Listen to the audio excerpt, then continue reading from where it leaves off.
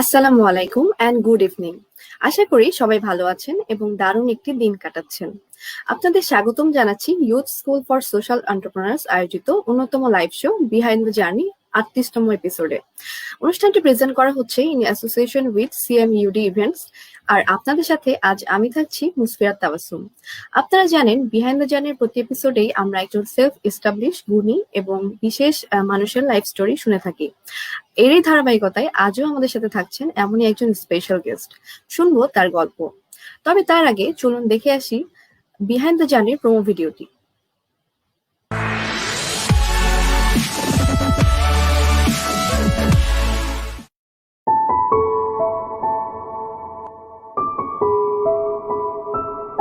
প্রত্যন্ত চর এলাকাগুলি, তারপর হচ্ছে প্রত্যন্ত গ্রাম, ইউনিভার্সিটি থেকে পাশ করে বা কলেজ থেকে পাশ করে বের হয়ে যে ধরনের স্কিল হওয়া দরকার সেটা নাই। কিন্তু আন্ডার সোশ্যাল এন্টারপ্রেনারশিপ আমরা শুধু কোনো বিজনেস বা কোনো কাজ করছি না, আমরা এটাও মেকশিওর করছি যে সোসাইটিতে আমাদের যে বিজনেসের একটা কন্ট্রিবিউশনটা যাচ্ছে এবং একটা কমিউনিটি ডেভেলপমেন্ট হচ্ছে বা একটা society development. Unless you change the mindset of the parents যে জিপিএ 5 এর চেয়ে this skills are more important, ততদিন পর্যন্ত আবার কিছু চেঞ্জ হবে না। বর্তমানে যা আছে সেটা প্রত্যেকের ঘরে ঘরে এস্টাবলিশ করাটা। সো আমাদের বাংলাদেশে এখনো আমাদের পভার্টি ডেভেলপমেন্ট হওয়ার পরও আমাদের আসলে এসডিজি 2 যেটা জিরো হাঙ্গার আমাদের malnutrition still is a big problem. 3 ঘন্টা থেকে 4 ঘন্টা ম্যাক্সিমাম স্কুলে থাকে বাচ্চা, বাকি 20-22 ঘন্টা কিন্তু আপনার বাসায় থাকে। So like before you blame the schools not preparing your kids, you actually should look into yourself এবং হচ্ছে আসলে বোঝা যে লাইক অ্যাজ প্যারেন্টস সিন্স আমার কাছে 20 ঘন্টা থাকে what I can do to improve these skills in my kids. এতক্ষণে আমরা দেখলাম আমাদের বিহাইন্ড দ্য জার্নির পূর্ববর্তী এপিসোডগুলোর কিছু অংশ। চলুন আমরা দেরি না করে আজকের গেস্টের সাথে পরিচিত হই। সো আজকে আমাদের সাথে থাকছেন Moniruddin Tamim, founder of Neuron Plus. Welcome to our show ভাইয়া। আসসালামু আলাইকুম, কেমন আছেন? ওয়ালাইকুম আসসালাম, আলহামদুলিল্লাহ ভালো আছি। আজকে হচ্ছে শবে বরাতের এই রাতে এক্স্যাক্টলি আশা করবো যে হচ্ছে যারা এখন হচ্ছে আমাদেরকে লাইভে দেখছেন তাদের এন্টারপ্রেনারশিপ রিলেটেড কিছু প্রশ্নের উত্তর এবং হচ্ছে আমার জার্নি কিছু গল্প শেয়ার করতে পারবো। ওকে ভাইয়া। ভাইয়া আমরা বেশ লম্বা সময় পরে নর্মাল টাইমে ব্যাক করেছি, তো কেমন কাটছে সময় আর লকডাউন কেমন এনজয় করেছেন? এখন লকডাউন এনজয় করেছি নাকি হচ্ছে লকডাউনে হচ্ছে অনেক বেশি পরিমাণ হচ্ছে হাসল গিয়েছে সেটা এখন ডিফাইন করার বিষয়। সো লকডাউন টাইমটাতে হচ্ছে অনেক বেশি পরিমাণ দেখা যায় যে হচ্ছে বিজনেস ক্ষেত্রে অনেক বেশি শিফট হয়েছে বা হচ্ছে অনেক মডিউল চেঞ্জ হয়েছে, আমাদের অনেক পার্সপেক্টিভ চেঞ্জ হয়েছে, সোশ্যাল ইকোনমিক কন্ডিশন গুলো আমাদের চেঞ্জ হয়েছে। সেটার আলোকে আমরা নিজেদেরকে অ্যাডাপ্ট করে নেওয়ার ট্রাই করেছি। সেই সময়টাতে আমরা ট্রাই করেছি যাতে হচ্ছে এই নতুন সময়ে উদ্ভূত নতুন সমস্যাগুলোকে নতুন মানে প্রজন্মের সহায়তায় সমাধান করার জন্য। সো বলা যায় লকডাউনের সময়টাতে আমরা আমাদের যেই সমস্যাগুলো আমরা যেহেতু হচ্ছে আমরা স্টুডেন্টদের নিয়ে কাজ করি, তাদের লাইফে উদ্ভূত যে সমস্যাগুলো নতুন করে উদ্ভূত হয়েছে সেগুলোকে সমাধান করার আমরা ইনোভেটিভ কিছু আইডিয়া নিয়ে আমরা কাজ করেছি এবং হচ্ছে আমরা সোসাইটিতে সেটার আলোকে হচ্ছে ভ্যালু অ্যাড করার চেষ্টা করেছি এই দীর্ঘ লকডাউনে। আর যদি বলি পার্সোনালি আমি কেমন পার করেছি লকডাউন, হ্যাঁ বলা যায় এক্স্যাক্টলি ট্রাই করেছি প্রোডাক্টিভ ভাবে কাটানোর, বাট হচ্ছে একটা মেন্টাল ট্রমা ছিল, মেন্টাল ট্রমার মাঝখান দিয়ে আমাদের যেতে হয়েছে এবং কম বেশি সবাইকেই যেতে হয়েছিল। একটা হচ্ছে আমাদের একটা ভয় কাজ করছিল যে এক্স্যাক্টলি কোভিড এর মানে অনেকেই মারা যাচ্ছে, অনেকেই আক্রান্ত হচ্ছে, অনেক জায়গাতেই হচ্ছে দেখা যাচ্ছে যে চলাচল সীমিত করা হচ্ছে। এই সবগুলোর কারণেই অনেক বেশি পরিমাণ আনসার্টিনিটির মধ্যে দিয়ে আমাদের যেতে হচ্ছিল। তো ওভারঅল বলা যায় খুব যে হচ্ছে নর্মাল ডে গুলোর তুলনায় হচ্ছে লকডাউন ভালো কেটেছে এমনটা না, বাট লকডাউনে আমার প্রোডাক্টিভ ভাবে কেটেছে। জি ভাইয়া, আমাদের লকডাউনে আসলেই যে একজনের হয়তোবা কেউ অনেক ভোগান্তি ভুগেছে, অনেকে অনেকে বিভিন্ন রকম ভাবে প্রবলেমে পড়েছে বা অনেকে আবার এটাকে কাজে লাগিয়েছে বিভিন্ন ভাবে।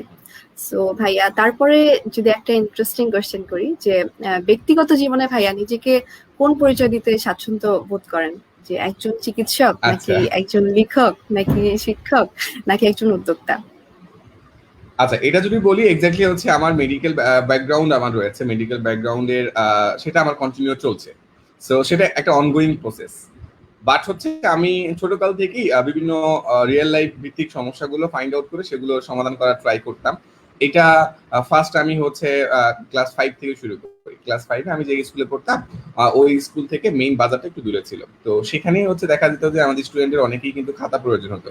সো ওইখানে খাতাগুলো তাদের সংগ্রহ করার জন্য একদম বাজারে যেতে হতো।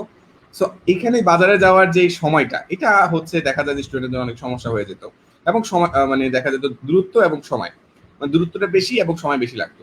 তার মানে আমি যদি এই যে সমস্যাটা, এটাকে যদি আমি সলভ করে দূরত্বটাকে কমায় আনতে পারি, সময়টাকে কমায় আনতে পারি, তাহলে এই সমস্যাটা সমাধান করার ফলে অনেকেই খুশি হবে যে হচ্ছে আমি তাহলে হচ্ছে সরাসরি বাজারে না গিয়ে জিনিসটা যদি আমি কাছেই পাই, তাহলে আমার জন্য আরো সহজ হয়ে যাবে আমার ওই প্রয়োজনীয় বইটা বা কলমটা সংগ্রহ করা। সো আমি ক্লাস 5-এই বাজার থেকে একসাথে অনেকগুলো খাতা কিনে এনে দেন সেগুলো বন্ধুদের কাছে সেল করার ট্রাই করতাম। সো ক্লাস 5-এই যেহেতু আমি নর্মালি একটা সমস্যা ফাইন্ড আউট করে সেটাকে সলভ করার জন্য হচ্ছে একটা উদ্যোগ নিয়েছিলাম। সেখান থেকে নিজের ভেতরে হচ্ছে একটা তখন তো জানতাম না যে উদ্যোগটা কি জিনিস বা এন্টারপ্রেনারশিপ কি জিনিস, বা হচ্ছে সোসাইটিতে ভ্যালু এড করা কি জিনিস, সেখানে নতুন নতুন সমস্যা সমাধান করা কি জিনিস, এগুলো জানতাম না। বাট তখনটা ফিল হয়েছিল যে এক্স্যাক্টলি আমি যদি এই কাজটা করতে পারি অনেকের মানে সুবিধা হবে, সিম্পল কথায় অনেকের মানে জিনিসটা সহজ হয়ে যাবে। এরপর থেকে আবার পড়াশোনা চলছিল, আমি রাজুকে পড়েছিলাম, দেন হচ্ছে দেন মেডিকেলে আমি অ্যাডমিট হই। এর পাশাপাশি আমার এন্টারপ্রেনারশিপের জার্নিটা চলছিল। সো এই জার্নিটাতে সবচেয়ে বেশি পরিমাণ আমি দেখা যায় যে ট্রানজিশন পিরিয়ড পার করেছি আমার এন্টারপ্রেনারশিপ জার্নিতে। এই উদ্যোক্তার জার্নিতে পাশাপাশি আমার মেডিকেল ক্যারিয়ারও চলছিল, পাশাপাশি টুকটাক বই লেখারও চেষ্টা করছিলাম। সো এই দুইটাও হচ্ছে প্যারালালি চলছিল। যদি বলতে হয় কোনটা প্রায়োরিটি পাবে, কোনটাতে আমি পরিচিত স্বাচ্ছন্দ্য ফিল করি, সেটা হচ্ছে যেটার জন্য সবচেয়ে বেশি পরিমাণ আমি হচ্ছে ঘাম ঝরিয়েছি এখন পর্যন্ত যদি বলি, সেটা হচ্ছে এন্টারপ্রেনারশিপের জন্য। এটার জন্য আমি বেশি সময় দিয়েছি, এটার জন্য হচ্ছে আমি বেশি পড়াশোনা করেছি। কারণ মেডিকেলে কিন্তু অনেক পড়াশোনা, এই পড়াশোনার আলোকেও যদি বলি আমি মেডিকেলের বইয়ের চেয়েও বেশি পড়াশোনা করেছি হচ্ছে এন্টারপ্রেনারশিপ রিলেটেড বই, যে বইগুলো আমাকে উদ্যোক্তা জীবনে সহায়তা করেছিল। সেটা বিজনেস রিলেটেড হোক, সেটা সোশ্যাল ইকোনমিক রিলেটেড হোক, সেটা হচ্ছে হিউম্যান সাইকোলজি হোক, যে জিনিসগুলো আমাকে কাস্টমার বিহেভিয়ার বুঝতে সহায়তা করেছিল, বা কাস্টমার বাইং ডিসিশন, তারা কিভাবে ডিসিশন মেক করে, এই জিনিসগুলো সহায়তা করেছিল। যেহেতু আমার ব্যাকগ্রাউন্ড বিজনেস ব্যাকগ্রাউন্ড ছিল না, কিন্তু আমি বিজনেসের প্রতি আমার একটা ইন্টারেস্ট ছিল, বা আমি চাচ্ছিলাম যে এক্স্যাক্টলি হচ্ছে বিজনেসের থ্রোতে বা এন্টারপ্রেনারশিপের থ্রোতে আমি যদি হচ্ছে মানুষের লাইফে বিভিন্ন সমস্যাগুলো সলভ করতে পারি, তাহলে একসাথে কম্পাউন্ড স্কেলে অনেকে বেনিফিটেড হতে পারবে। তো সেই হিসাবে আমি বলবো আমি আসলেই হচ্ছে অ্যাজ এ এন্টারপ্রেনার হিসেবে নিজেকে পরিচিত বেশি প্রাউড ফিল করি এখন পর্যন্ত। গ্রেট, অনেক কিছু শুনলাম ভাইয়া। তো ভাইয়া আপনার এই যে আপনার বেড়ে ওঠা স্কুল লাইফ, স্বপ্ন সম্পর্কে যদি বলতেন আমাদের।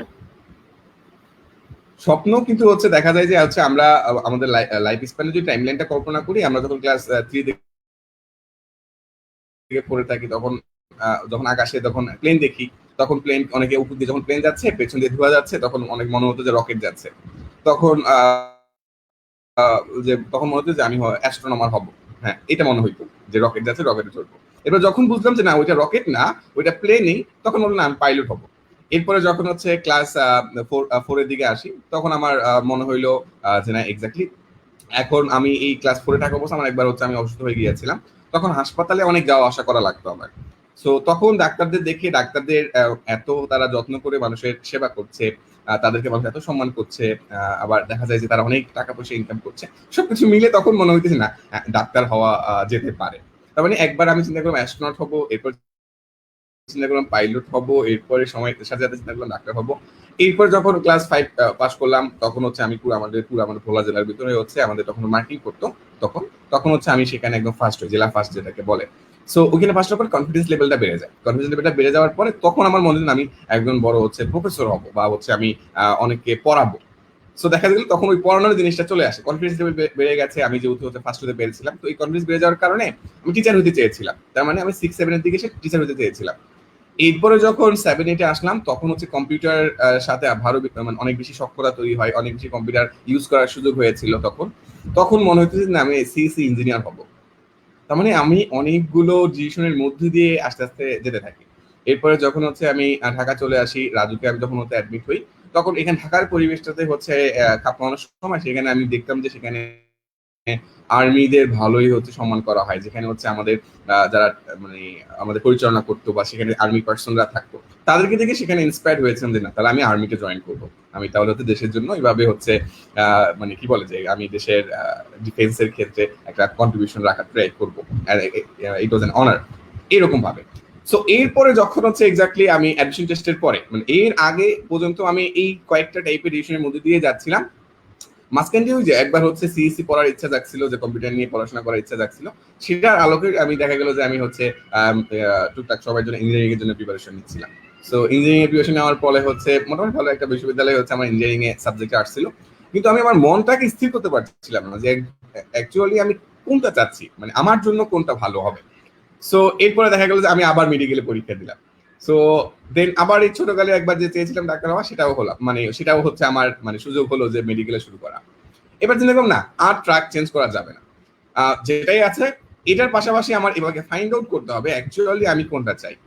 তখন আমার মেডিকেলটা থেকে আমি ফিক্স হলাম, মেডিকেলটাই পড়াশোনা কন্টিনিউ করা শুরু করলাম। এর পাশাপাশি তখন হচ্ছে আমি আমার শখের যে বিষয়গুলো বা আমি যে জিনিসগুলো পছন্দ করতাম সেই জিনিসগুলোর আলোকে আমি আমার ক্যারিয়ারটাকে শেপ করা শুরু করি। সো ওইটা অনেক বেশি পরিমাণ চ্যালেঞ্জিং ছিল যে একটা নির্দিষ্ট ক্যারিয়ারের থেকে অন্য ক্যারিয়ারের প্রতি, কারণ এটাকে বলা যায় হচ্ছে অনেকে হচ্ছে মনোগ্যামি থাকে না, তো আমি মনোগ্যামি ছিলাম না কোনো ক্যারিয়ারের প্রতি, আমি অনেকটা পলিগ্যামি ছিলাম ক্যারিয়ারের ক্ষেত্রে, যে আমার কয়েকটা ক্যারিয়ারে ভালো লাগতো।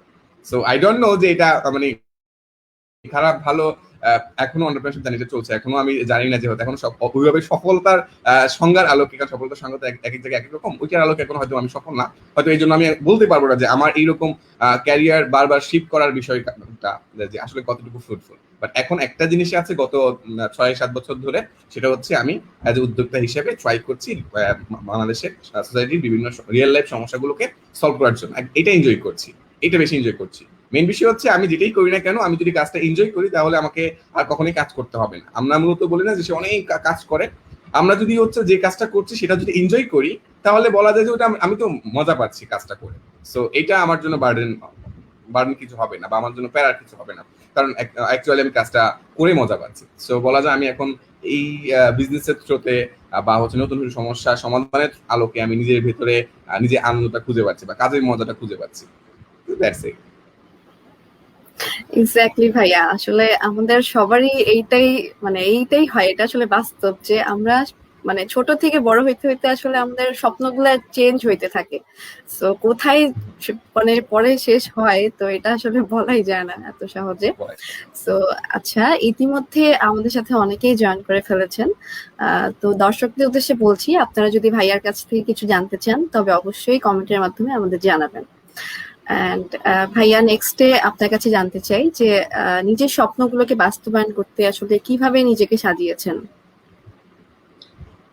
নিজের স্বপ্নকে বাস্তবায়ন করার ক্ষেত্রে আমি প্রথমে হচ্ছে দেখা গিয়েছে আগে হচ্ছে মাইন্ডসেটটাকে ঠিক করার ট্রাই করেছি। আমি ছোটকালে অনেক বেশি পরিমাণ বাংলাদেশি অনেক বই পড়তাম, মানে দেখা যেত যে তখন হচ্ছে গল্পের বইগুলো পড়তাম, ধর্মীয় বইগুলো পড়তাম, আর টুকটাক দেখা যেত যে হচ্ছে বিজ্ঞান রিলেটেড বইগুলো পড়তাম। এটা ক্লাস 7 পর্যন্ত কন্টিনিউ ছিল, মানে আব্বু আমাকে ট্রাই করতো যে বিভিন্ন বইয়ের সাথে আমাকে পরিচয় ঘটানোর জন্য। ছোটবেলাতে বই পড়ার অভ্যাসটা আমাকে অনেক হেল্প করেছে এই বড়বেলাতে। সো সেখানে আমি অনেক যেহেতু বইগুলো আমার পড়তাম, বই পড়তে ভালো লাগতো, ইভেন হচ্ছে বিভিন্ন প্রতিযোগিতায় দেখা যেত যে হচ্ছে পুরস্কার হিসেবে বইগুলো পেতাম। সো ওই বইগুলো বাসায় নিয়ে পড়ে তখন আব্বু আমাকে একটা করতো যে এই বইটা যদি তুমি আমাকে পড়ে দিতে পারো এবং বইটার ভিতরে কি লেখা হয়েছে, কি নিয়ে বইটা বলা হয়েছে সেটা যদি তুমি আমাকে সুন্দর করে বলতে পারো তাহলে তোমার জন্য গিফট আছে। গিফটের আশায় হলেও আমার একটা নতুন অভ্যাস ডেভেলপ হয়ে গিয়েছিল যে একটা বই পড়ে আমি আমার আব্বুকে বলতাম যে আমি বইটা পড়ে এটা শিখেছি। তখন থেকে মানে বই পড়ে ফিডব্যাক দেওয়ার একটা বিষয় আমার ভিতরে ডেভেলপ করে। এরপরে যখন হচ্ছে আস্তে আস্তে আমি আরো বেশি এক্সপ্লোর করা শুরু করি, অনেক ফ্রেন্ড হতে শুরু হয়, এলাকার লাইব্রেরিগুলোতে যাওয়া শুরু করি, তখন হচ্ছে পাবলিক লাইব্রেরি ছিল আমাদের সেখানে। তো ওই পাবলিক লাইব্রেরিতে গিয়ে আমি তখন হচ্ছে প্রায় দিনে সময় দিতাম। আমার ফ্রেন্ডরা যখন হচ্ছে বিকালবেলা খেলাধুলা করতো, আমি হচ্ছে একদিন ক্রিকেট খেলতে গিয়ে একবার বল আমার চোখে পড়ে। ছোটকাল থেকে আমি চশমা পড়তাম, চশমার কাজ ভেঙে যায়। তখন হচ্ছে এক্স্যাক্টলি ভয় পেয়ে যায় যে আমার মনে হয় চশমা পরে ক্রিকেট খেললে আমার মনে চোখে লাগবে, আর কোথাও মানে মানুষের পিঠে লাগে, হাতে লাগে, আমার চোখে কেন লাগবে। ওই একবার হচ্ছে ক্রিকেট খেলতে গিয়ে বল আমার চোখে যখন পড়ে তখন আমি ভয় পেয়ে যাই। এরপর থেকে চিন্তা করলাম যে না, আমি খেললে বাসার আশেপাশে খেলবো, মাঠে এসে ওইভাবে ক্রিকেট খেলবো না, আমি বেটার আমি এই সময়টা লাইব্রেরিতে গিয়ে বই পড়বো। তখন হচ্ছে আমি আস্তে আস্তে যখন লাইব্রেরিতে আসি, লাইব্রেরিতে কিন্তু হচ্ছে বিভিন্ন জনরার বই থাকে। তো সেখানে বিভিন্ন সময় আমি বিভিন্ন যারা হচ্ছে ইন্সপিরেশনাল ফিগার রয়েছে বা যারা বাংলাদেশের বিভিন্ন সেক্টরে কন্ট্রিবিউট করেছে তাদের বইগুলো আস্তে আস্তে আমার সামনে আসতে থাকে, এবং সেগুলো আস্তে আস্তে দেখা যায় যে আমি অনেকটা বলা হয় যে পজিটিভ ফিডব্যাক মেকানিজমের মতো, যখন একটা বই ভালো লাগে তখন ওই রিলেটেড আরেকটা বই পড়তে ইচ্ছা হয়, ওই বইটা যখন ভালো লাগে আরো খোঁজার ইচ্ছা হয় যে এই রিলেটেড আর কি বই আছে। এরকম আমি বাংলাদেশের বিভিন্ন যারা সোসাইটিতে কন্ট্রিবিউট করেছে তাদের অনেকগুলো বই পড়ে ফেলি ক্রমান্বয়ে। এরপরে তাদের লাইভ অ্যানালিসিস করতে গিয়ে একটা জিনিস দেখতে পাই যে তারা সবাই নিজের মানে ইচ্ছাটাকে বা তারা সবাই নিজের মনটাকে শুনেছে, মানে তাদের মন কি বলেছে, ইটস নট যে লজিক কি বলেছে, লজিক্যালি কোনটা রাইট এটার চেয়েও তাদের মন কোনটাকে রাইট বলছে এটার প্রতি তারা জোর দিত। এই জিনিসটা আমি ক্লাস 10 এর আগে আমি ফিগার আউট করেছি এক্স্যাক্টলি যে মানুষগুলো খুব ভালোভাবে সোসাইটি কন্ট্রিবিউট করছে তারা এমন না যারা লজিক্যালি হচ্ছে ডিসিশন গুলো নিয়ে দেন হচ্ছে খুব ভালোভাবে সোসাইটি কন্ট্রিবিউট করছে, তারা একদম মানে তাদের মন যেটা যাচ্ছে তারা সেটা করেছে এবং কন্টিনিউয়াস বেসিসে তারা সেটাই করে গেছে লাইফ লং। যে তাদের হচ্ছে জার্নি সেটা ওই মন ভালো লাগা জিনিসটাই সে করে গেছে। সো দ্যাটস ওয়াই আমি ফিগার আউট করলাম এক্স্যাক্টলি আমাকে প্রথমে ফিগার আউট করতে হবে যে আমি আসলে কোন জিনিসটা করতে নিজে ভালোবাসি। যখন আমি এই জিনিসটা ফিগার আউট করি তখন হচ্ছে আমার ভিতরে একটা কাজ করতো যে আমি এক্স্যাক্টলি যে লাইব্রেরিতে বইগুলো পড়ছি এমন এমন বইগুলো পড়ার যে বইগুলো আমাকে হেল্প করবে আমার নিজে যেটা করতে আমি ভালোবাসি সেটাকে আরো ভালো করে চেনার জন্য। তখন আমি সেলফ হেল্প রিলেটেড কিছু বই আমার সামনে চলে আসে। ডাক্তার লুৎফুর রহমানের কিছু বই, উন্নত জীবন, মহৎ জীবন, তারপরে হচ্ছে যুবক জীবন, এই টাইপের কিছু বই আমি তখন পাই লাইব্রেরিতে, যদিও সেটা অনেক পুরাতন বই, বাট সেগুলোর সাথে আমি রেজোনেট করতে পারতাম তখনকার সময়, সেই 2006-07 সালে তো রেজোনেট করতে পারতাম। তখন আমি ওই বইগুলো পড়ার আলোকে তখন আমি আরো ভালো করে নিজেকে সেলফ এক্সপ্লোরেশন একটা সুযোগ পাই। বাট তখন আমি ইন্টারন্যাশনাল মানে জ্ঞানের সাগরে যাই নাই বা সেখানেও আমি প্রবেশ করতে পারিনি। তখন আমি বাংলাদেশের আমাদের নলেজের যে হচ্ছে মানে বলে যে জ্ঞান সমুদ্র, ওইখানে আমি মানে কি বলে হাবুডুবু খাচ্ছিলাম। তো এরপরে যখন হচ্ছে আমি এই বইগুলো পড়া শুরু করি তখন আস্তে আস্তে আমি জানা শুরু করি যে ইন্টারন্যাশনালি হচ্ছে এরকম হচ্ছে নিজেকে জানার জন্য বা হচ্ছে বিজনেস ডেভেলপমেন্টের জন্য বা সেলফ হেল্প ক্যাটাগরিতে অনেক অনেক ভালো ভালো বই রচিত হয়েছে। প্রথমে যে বইটা আমার সামনে আসে সেটা হচ্ছে rich dad poor dad. So rich dad poor dad বইটা যখন আমি ফার্স্ট পড়ি ওইটা টোটালি আমার মানে হচ্ছে কি বলে যে মাইন্ডসেটটাকে চেঞ্জ করে দেওয়ার জন্য অনেক ভালো একটা ইফেক্ট হয়েছে। যখন আমি এই রিচ ড্যাড পুয়ার ড্যাড বইটা পড়ি তখন আমার অনেক ভালো লেগেছিল, বইটা ইংলিশে পড়েছিলাম তখন পর্যন্ত ভালো কোনো অনুবাদ আমি পাইনি। এরপরে হচ্ছে আব্বু যখন ঢাকায় আসলো আমার জন্য হচ্ছে আমি বলে দিতাম এই বই লাগবে, তখন হচ্ছে আমরা ওই দেখা যায় যে স্মার্টফোন দিয়ে তখন ছোট নোকিয়া 5233 আবার এখনো মনে আছে, নোকিয়া 5233 আমার আম্মুর একটা ফোন ছিল, ওই ফোনে আমি ব্রাউজ করে করে দেন হচ্ছে আমি বিভিন্ন বইগুলো সার্চ করতাম। তখন আমি কিছু কিছু বই লিস্ট করে দিতাম, আব্বু তখন ঢাকায় আসলে নীলক্ষেত থেকে আমার জন্য ওই বইগুলো নিত। তখন থেকে আমি আস্তে আস্তে বই পড়ার প্রতি একটা মানে যোগ ফিল করি। এখন ওই যে রেগুলার কন্টিনিউয়াসলি বই পড়া ওইটা আমাকে একটা পার্মানেন্ট মাইন্ডসেটটা ডেভেলপ করার জন্য অনেক বেশি হেল্প করেছিল। সো ওই যে মাইন্ডসেট ডেভেলপ হলো সেই মাইন্ডসেটের আলোকেই পরবর্তী ডিসিশন গুলো নেওয়া, পরবর্তী কি আমার কোনটা হবি হবে কোনটা হবি হবে না, কোন কাজটা করব কোন কাজটা করব না, কোথায় সময় বেশি দিব কোথায় সময় কম দিব, কোনটাকে প্রায়োরিটি দিব কোনটাকে প্রায়োরিটি কম দিব, এই জিনিসগুলো ওই বইগুলো আমার উপরে প্রভাব বিস্তার করেছিল অনেক বেশি।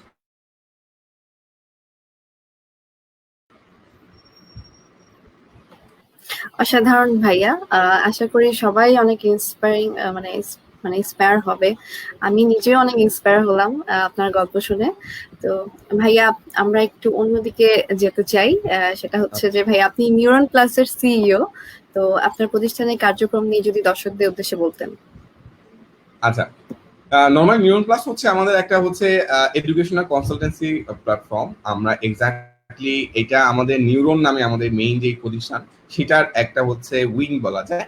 সো উই হ্যাভ নিউরনের আন্ডারে হচ্ছে আমাদের আরো বেসিক্যালি হচ্ছে 3টা প্রতিষ্ঠান রয়েছে, একটা হচ্ছে নিউরন প্লাস, একটা নিউরন হেলথ আর একটা নিউরন প্লাস পাবলিকেশন। টোটাল এই 3টা এখন রানিং আছে। আরো হচ্ছে আমাদের পাইপলাইনে আরো কয়েকটা আমাদের প্রতিষ্ঠানে কাজ চলছে যেগুলোর জন্য আমরা সোসাইটি ভ্যালু অ্যাড করা ট্রাই করছি। সো স্পেসিফিক ভাবে যদি আমি নিউরন প্লাসের কথা বলি সেটা হচ্ছে 2016 সালে হচ্ছে আমরা প্রথম হচ্ছে আমরা as a educational consultancy firm হিসেবে বা প্রতিষ্ঠান হিসেবে আমরা যাত্রা শুরু করি। তখন দেখা যায় যে এক্স্যাক্টলি হচ্ছে আমরা বিভিন্ন একাডেমিক বিভিন্ন কন্টেন্ট তৈরি করা শুরু করি। আমরা সেখানে স্টুডেন্টদেরকে ইন্সপায়ার করতাম বই পড়ার জন্য, যাতে তারা বই পড়ে, সেটা আমরা সেই কার্যক্রমটা শুরু করি। আমরা বিভিন্ন স্কুলে গিয়ে গিয়ে তাদেরকে বই পড়ার জন্য অনুপ্রেরণা দিতাম, তারা যাতে পাঠ্য বইয়ের বাইরেও তারা বই পড়তে পারে সেটার জন্য তাদেরকে অনেক বেশি ইন্সপায়ার করতাম আমরা। এরপরে হচ্ছে আমরা আমাদের কার্যক্রমগুলোকে হচ্ছে একাডেমিক কার্যক্রমের দিকে আমরা অনেকটা শিফট করি। সেখানে আমরা স্টুডেন্টের, আমরা class 9, 10 first year second year স্টুডেন্টদেরকে আমরা গাইডলাইন দেওয়া শুরু করি। তাদের জন্য হচ্ছে আমরা আমাদের বড় একটা টিচার প্যানেল ছিল, তারা তাদেরকে গাইড করা শুরু করে। তখন হচ্ছে আমরা আমাদের অফলাইন অ্যাক্টিভিটি গুলো চলতো, তার পাশাপাশি প্যারালালি হচ্ছে আমাদের অনলাইন অ্যাক্টিভিটি গুলো চলতো। অনলাইনে হচ্ছে দেখা যেত যে আমাদের অফলাইনে ভাইয়া আপুরা যে ক্লাসগুলো নিত, যেভাবে গাইডলাইন দিত স্টুডেন্টদেরকে, সেগুলো আস্তে আস্তে আমরা অনলাইন স্টুডেন্টের জন্য হচ্ছে ফ্রিতে উন্মুক্ত করা শুরু করি। এরপরে যখন হচ্ছে আমরা এক্স্যাক্টলি স্টুডেন্টদেরকে ওই কন্টেন্ট গুলো দেওয়া শুরু করতাম, সবাই পছন্দ করা শুরু করে। সো তখন আমরা নিয়ন ক্লাসের থ্রুতে দেখা গেল যে আমরা স্টুডেন্টের জন্য অ্যাডমিশন রিলেটেড বিভিন্ন হচ্ছে আমাদের কোর্স নিয়ে আসি, আমাদের হচ্ছে একাডেমিকের জন্য বিভিন্ন আমরা কোর্স নিয়ে আসি, এবং সেখানে হচ্ছে স্টুডেন্টরা দেখা যায় যে অনেকেই ভালো একটা ইনকামের ওয়ে হয়ে গেছিল আমাদের নিয়ন ক্লাস, যেটাতে হচ্ছে যে এক্স্যাক্টলি তারা তাদের হচ্ছে university first year second year third year fourth year এই সময়টাতে দেখা যায় যে অনেকে টিউশনে করিয়ে মোটামুটি চলা ট্রাই করে, বা হচ্ছে সেলফ এক্সপেন্স যেটা আছে সেটা বহন করার ট্রাই করে। সো নিউন ক্লাসের থ্রুতে তারা তাদের ইন্টেলেকচুয়ালিটি, তারা তাদের দক্ষতা বা তারা তাদের সময়টা দিয়ে যখন জুনিয়র যারা রয়েছে তাদেরকে কাউন্সিলিং করতো বা তাদেরকে পড়াশোনায় হেল্প করতো, তখন এটার থ্রুতে টোটালি হচ্ছে মানে দুইটা গোষ্ঠী উপকৃত হতো। একটা হচ্ছে স্টুডেন্ট অনেক ভালোভাবে বেনিফিট হতো, তারা কোয়ালিটি এডুকেশনটা আমরা তাদের জন্য ইনশিওর করতে পারতাম, আর যারা কোয়ালিটি এডুকেশন প্রোভাইড করতো তারাও সেখান থেকে হচ্ছে তাদের হচ্ছে ভালো একটা ফিনান্সিয়াল ইন্ডিপেন্ডেন্স তাদেরকে আমরা ইনশিওর করতে পেরেছিলাম। সো আমি এই যে সিস্টেমটা মানে ডিজাইন করেছিলাম বা সিস্টেমটা ডেভেলপ করেছিলাম, এটার পেছনে আমার অবশ্যই একটা প্ল্যান ছিল যে এক্স্যাক্টলি আমি যদি হচ্ছে আরো 100 মানুষের জন্য কর্মসংস্থান ক্রিয়েট করতে পারি, আমি যদি 100 জন মানুষকে আমি ফিনান্সিয়ালি ইন্ডিপেন্ডেন্স তাদেরকে এনে দিতে পারি, তাহলে সেটা সোসাইটির যত বড় লেভেলের মানে ইম্প্যাক্ট ফেলবে। ব্যক্তি আমি হিসাবে যদি সেই কাজটা একা করতে যাই তাহলে আমি অত বড় পরিমাণ ইম্প্যাক্ট ফেলতে পারবো না। সো এক্স্যাক্টলি তখন আমি ডিসিশন নিলাম যে এক্স্যাক্টলি আমাকে জিনিসটাকে স্কেল আপ করতে হবে। নর্মালি যে কোনো প্রতিষ্ঠানে আমরা শুরু করি না কেন, তখন কিন্তু সেটাকে দেখা যায় যে স্টার্টিং ফেজটা অনেক বেশি কঠিন হয়ে থাকে। স্টার্টিং ফেজ কঠিন হয় বলেই কিন্তু হচ্ছে বিজনেস বা এন্টারপ্রেনারশিপটা অনেক চ্যালেঞ্জিং হয়, যে কারণে অনেকে উদ্যোক্তা হওয়ার স্বপ্ন দেখলেও আলটিমেটলি ওই যে শুরু করবো বলে শুরু করাটা হয়ে ওঠে না। সো এই ক্ষেত্রে আমার মনে হয় না যে হচ্ছে এখানে অতিমাত্রা অ্যানালাইসিস করতে গিয়ে অ্যানালাইসিস প্যারালাইসিস যাতে না হয়ে যায়, বেশি সিদ্ধান্ত নিতে মানে সিদ্ধান্ত নিতে গিয়ে যদি আমরা প্যারালাইসিস হয়ে যায় তাহলে আলটিমেটলি আমাদের কোনো সিদ্ধান্তই নেওয়া হবে না। তো তখন থেকে আমরা নিয়ন প্লাসের আলোকে আমরা 2016, 17, 18, 19, 20 এখন 21 চলছে, আমরা আমাদের এই ডিগ্রি জার্নিতে হচ্ছে আমাদের নিয়ন প্লাস থেকে আমরা অনেক স্টুডেন্টকে আমাদের প্রতিষ্ঠান থেকে তাদেরকে গাইডলাইন করে তাদেরকে লাইফে খুব ভালো একটা অবস্থানে নিয়ে যাওয়ার জন্য সহায়তা করতে পেরেছিলাম। আমাদের কয়েকটা ব্রাঞ্চ ছিল, অফলাইন ব্রাঞ্চ, সেখানে আমরা স্টুডেন্টের সরাসরি কাউন্সিলিং করতাম, সেখানে তাদেরকে এডুকেশন গুলো প্রোভাইড করতাম। আর সেই একাডেমিক এডুকেশনটাকে যদি আমরা একদম বাংলাদেশের ভাষায় বলি তাহলে অনেকটা বলা যায় যে হচ্ছে অ্যাডমিশন একাডেমিক কেয়ার হিসেবে আমাদের নিয়ম ক্লাসটা অফলাইন অ্যাক্টিভিটিটা ছিল। আর আমাদের অনলাইন অ্যাক্টিভিটিটা ছিল আমাদেরটা ছিল হচ্ছে অনলাইন এডুকেশন কোর্স প্ল্যাটফর্ম হিসেবে আমাদেরটা ছিল। আমরা প্রথমে হচ্ছে আমরা স্টুডেন্টের জন্য বই পড়ার জন্য যেমন ইন্সপায়ার করতাম, তেমনি ভাবে হচ্ছে বিভিন্ন টপিকের উপরে হচ্ছে আমাদের অনেকগুলো কোর্স ছিল। লাইক হচ্ছে ইউনিভার্সিটি অ্যাডমিশনের জন্য আমাদের আলাদা কোর্স ছিল। যখন আমাদের দেখা যায় যে এইটা জিনিসটা খুব ভালোভাবে স্কেল আপ করে, যখন প্যান্ডেমিকটা শুরু হয়, তখন আমরা নিউ ক্লাসের পক্ষ থেকে বাংলাদেশের সর্বপ্রথম কমার্শিয়াল ভাবে হচ্ছে আমরা ইবুক সাবস্ক্রিপশন আমরা করা শুরু করি। একাডেমিক বইয়ের আমরা কমার্শিয়াল ভাবে আমরা ইবুক সাবস্ক্রিপশন আমরা সেল করা শুরু করি, যেটা অনেক ভালোভাবে আমরা ফিডব্যাক পেয়েছিলাম। অনেক স্টুডেন্ট পছন্দ করেছিল যে এক্স্যাক্টলি আমি 300-400 টাকা দিয়ে একটা বই কেনার চেয়ে আমি যদি 50 টাকা দিয়ে একটা বই কিনে সাবস্ক্রিপশনে কিনে ওই বইটা পুরোটুকুই আমি এক্সেস পেয়ে যাই, তাহলে খুব সহজেই কিন্তু হচ্ছে দেখা যাবে যে ভালো বইগুলোর এক্সেস পেতে আমাদের কিন্তু ধকল পড়তে হবে না। তো আমরা এটা একদম প্যান্ডেমিকের শুরুতে আমরা এটা করার ট্রাই করি। অনেকেই যারা লাইব্রেরি থেকে বই কিনতে পারতো না, তারা আমাদের থ্রুতে, আমাদের ওয়েবসাইটের থ্রুতে তারা সেই জিনিসগুলো এক্সেসটা পেয়ে যায়। এরপরে হচ্ছে আমরা বিভিন্ন একাডেমিক কোর্স গুলো নিয়ে আসি, সেখানে হচ্ছে আমাদের অনেক এক্সপিরিয়েন্সড যারা আমাদের ইনস্ট্রাক্টর বা টিচার রয়েছে, তারা সেখানে হচ্ছে এই কোর্স গুলো কারিকুলাম গুলো মেক করতো, সেখানে যে লেকচার গুলো তারা সেটা প্রোভাইড করতো। আমরা একই সাথে রেকর্ডেড হচ্ছে ক্লাসগুলো আমরা প্রোভাইড করতাম, প্লাস লাইভ ক্লাসগুলো প্রোভাইড করতাম, প্লাস আমরা এক্সাম গুলো প্রোভাইড করতাম, এবং কন্টেন্ট যেগুলো রয়েছে সেগুলো পিডিএফ কন্টেন্ট, প্লাস আমরা অফলাইন কন্টেন্ট প্রোভাইড করতাম। এই প্রত্যেকটা জিনিসের মাধ্যমে আমরা সুসমন্বয় করা ট্রাই করেছি। একটা স্টুডেন্ট যদি অনলাইনে পড়াশোনাটা এনশিওর করতে চায় বা অনলাইনে কোয়ালিটি এডুকেশন এনশিওর করতে চায়, তাহলে তার কোন সার্কেলের মধ্যে দিয়ে তার যেতে হয় এবং সেটাকে কিভাবে আরো বেশি পরিমাণ কোয়ালিটিফুল করা যায়, আমরা এটার জন্য কাজ করেছিলাম দীর্ঘ সময় ধরে। এবং এখনো আমরা সেটা মান উন্নয়নে কাজ করে যাচ্ছি। এর পাশাপাশি হচ্ছে আমরা অডিও বুক নিয়ে কাজ করেছি, বা স্টুডেন্ট কিন্তু দেখা যায় যে আমরা এখন ব্যস্ত জীবনে আমরা অনেক ক্ষেত্রে দেখা যায় যে বই পড়ার ক্ষেত্রে আমাদের অনেক বেশি সময় হয়ে ওঠে না। সো সেক্ষেত্রে যদি আমরা হচ্ছে অডিও আকারে যদি আমরা বিভিন্ন হচ্ছে গুরুত্বপূর্ণ তথ্যগুলো বা হচ্ছে বইয়ের সারাংশগুলো আমরা স্টুডেন্টকে আমরা তাদেরকে প্রোভাইড করতে পারি ওয়েল অর্গানাইজ করে, তাহলে স্টুডেন্ট সেটা শুনবে। সো আমরা অডিটরি নামে হচ্ছে আমরা আরেকটা আমরা ইনিশিয়েটিভ নিয়েছিলাম, সেখানে স্টুডেন্টরা হচ্ছে আমরা যদিও এটাকে আমরা কমার্শিয়ালাইজ করিনি, আমরা এটাকে এখন পর্যন্ত ফ্রি রেখেছি। স্টুডেন্টরা গিয়ে বিভিন্ন বইয়ের বিভিন্ন সামারি অংশগুলো তারা শুনতে পারে, তারা সেখান থেকে শুনে যে জ্যামের ভিতরে আটকে আছে সে হেডফোনটা অন করে সে কিন্তু চাইলে হচ্ছে ওই অডিও বুকটা শুনতে পারে বা ওই অডিও সামারিটা শুনতে পারে বা ওই অডিও লেকচার নোটটা শুনতে পারে। তো আমরা এটা ইনশিওর করেছিলাম। এর পাশাপাশি আমাদের কোর্সগুলো চলছিল, আমাদের ইউনিভার্সিটি অ্যাডমিশনের জন্য কোর্স চলছিল, মেডিকেল অ্যাডমিশনের জন্য কোর্স চলছিল, একাডেমিকের জন্য কোর্স চলছিল, ইভেন আমাদের স্কিল ডেভেলপমেন্টের জন্য হচ্ছে আমাদের কয়েকটা কোর্স ছিল, যেটা হচ্ছে আমরা স্টুডেন্টরা সেখান থেকে মাশাআল্লাহ সেলফ ডেভেলপমেন্টের উপরে আমাদের যে কোর্সগুলো ছিল সেগুলো স্টুডেন্ট অনেক পছন্দ করেছে। এন্ড এখানে আমাদের অনেক অনেক স্টুডেন্ট সেখানে আমাদের এনরোল করেছিল। সো এক্স্যাক্টলি আরেকটা বিষয় আমরা ইস্যু করেছিলাম, স্টুডেন্টরা যাতে ফ্রিতে অনলাইনে এক্সাম দিতে পারে। আমরা স্টুডেন্টের জন্য অনলাইনে ফ্রিতে এক্সাম দেওয়ার ব্যবস্থা করে দিই। সেখানে প্রতিদিন প্রায় আমাদের যখন এক্সামগুলো হয় আমরা র্যাঙ্কিং করতাম, প্রায় 1000 জনের বড় একটা র্যাঙ্কিং করতাম। সেখানে প্রায় যারা টপ 1000 জন তাদের র্যাঙ্কিং হতো। পরীক্ষা দিত প্রায় 7 থেকে 12,000-এর মতো স্টুডেন্ট, মানে এক এক পরীক্ষায় প্রায় দেখা যেত আমরা আমাদের সর্বোচ্চ উঠেছিল প্রায় একটা পরীক্ষা 15,000 স্টুডেন্ট পরীক্ষা দিয়েছিল আমাদের, এমন হয়েছিল। ইভেন আমাদের একদিন সার্ভার ডাউন হয়ে যায়, অনেক বেশি সংখ্যক স্টুডেন্ট পরীক্ষা একসাথে দেওয়ার কারণে আমাদের সার্ভার ডাউন হয়ে যায়। তার মানে স্টুডেন্টরা আসলেই অনলাইনে যদি তারা কোয়ালিটিফুল এডুকেশন তারা পায়, তাহলে অবশ্যই হচ্ছে তারা সেখান থেকে হচ্ছে বেস্টটুকু নেওয়ার ট্রাই করবে। তো আমরা ওই অনলাইনে ফ্রি এক্সামটার মাধ্যমে স্টুডেন্টদের ট্রাই করেছি যে অনলাইনে তাদের এক্সাম দেওয়ার যে প্রসিডিউরটা এটার সাথে ইউজ টু করার জন্য। সো ইভেন এখনো হচ্ছে আমাদের কয়েকদিন আগে হচ্ছে আমাদের মেডিকেল অ্যাডমিশন টেস্ট কয়েকদিন পরে, সেটার জন্য স্টুডেন্টকে আমরা হচ্ছে ওয়েল প্রিপেয়ার করার জন্য আমরা ফ্রিতে এক্সামগুলো নিয়ে ফ্রিতে মডেল টেস্টগুলো নিই, স্টুডেন্ট যাতে হচ্ছে সারা দেশের স্টুডেন্টের সাথে তার বর্তমান কন্ডিশনটা কতটুকু রয়েছে, তার পজিশনটা কোন লেভেলে রয়েছে, ইমেইলে কিন্তু সলিউশনটা চলে যাচ্ছে। কেউ যদি খুব ভালো রেজাল্ট করে ওই আমাদের এক্সামে, সাথে সাথে তাকে ইন্সপায়ার করার জন্য আর একটু মোটিভেট করার জন্য তার কাছে সার্টিফিকেটটা চলে যাচ্ছে। সো ওভারঅল পুরো সিস্টেমটাকে আমরা অটোমেট করেছি। কারণ সামনে এই যে আমরা কিন্তু এখন ইন্ডাস্ট্রির 4.0 তে আছি। সো এখানে কিন্তু অটোমেশন, আইওটি এবং হচ্ছে আর্টিফিশিয়াল ইন্টেলিজেন্স এগুলোই কিন্তু এখন ডমিনেট করছে। সো এগুলোকে যেসব এন্টারপ্রেনাররা নিজেদের ভেতরে দ্রুত অ্যাডপ্ট করতে পারবে, and they will have greater impact than others. So আমরা ট্রাই করেছি যে সেই জিনিসগুলো যাতে হচ্ছে আমরা আমাদের সিস্টেমে ইন্টিগ্রেট করতে পারি।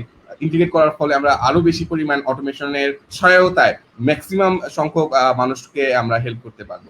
সো আলটিমেটলি পসিবল হয়েছে অটোমেশন এন্ড হচ্ছে আর্টিফিশিয়াল ইন্টেলিজেন্সের কারণে। কারণ আমরা আমাদের কোশ্চেন অ্যানালাইজ করা, দেন হচ্ছে রিটেন কোশ্চেন দিলে রিটেন কোশ্চেনকে আমরা আর্টিফিশিয়াল ইন্টেলিজেন্স সেটাকে যাচাই বাছাই করা, এই জিনিসগুলো আস্তে আস্তে পারফেকশনের দিকে যাচ্ছে।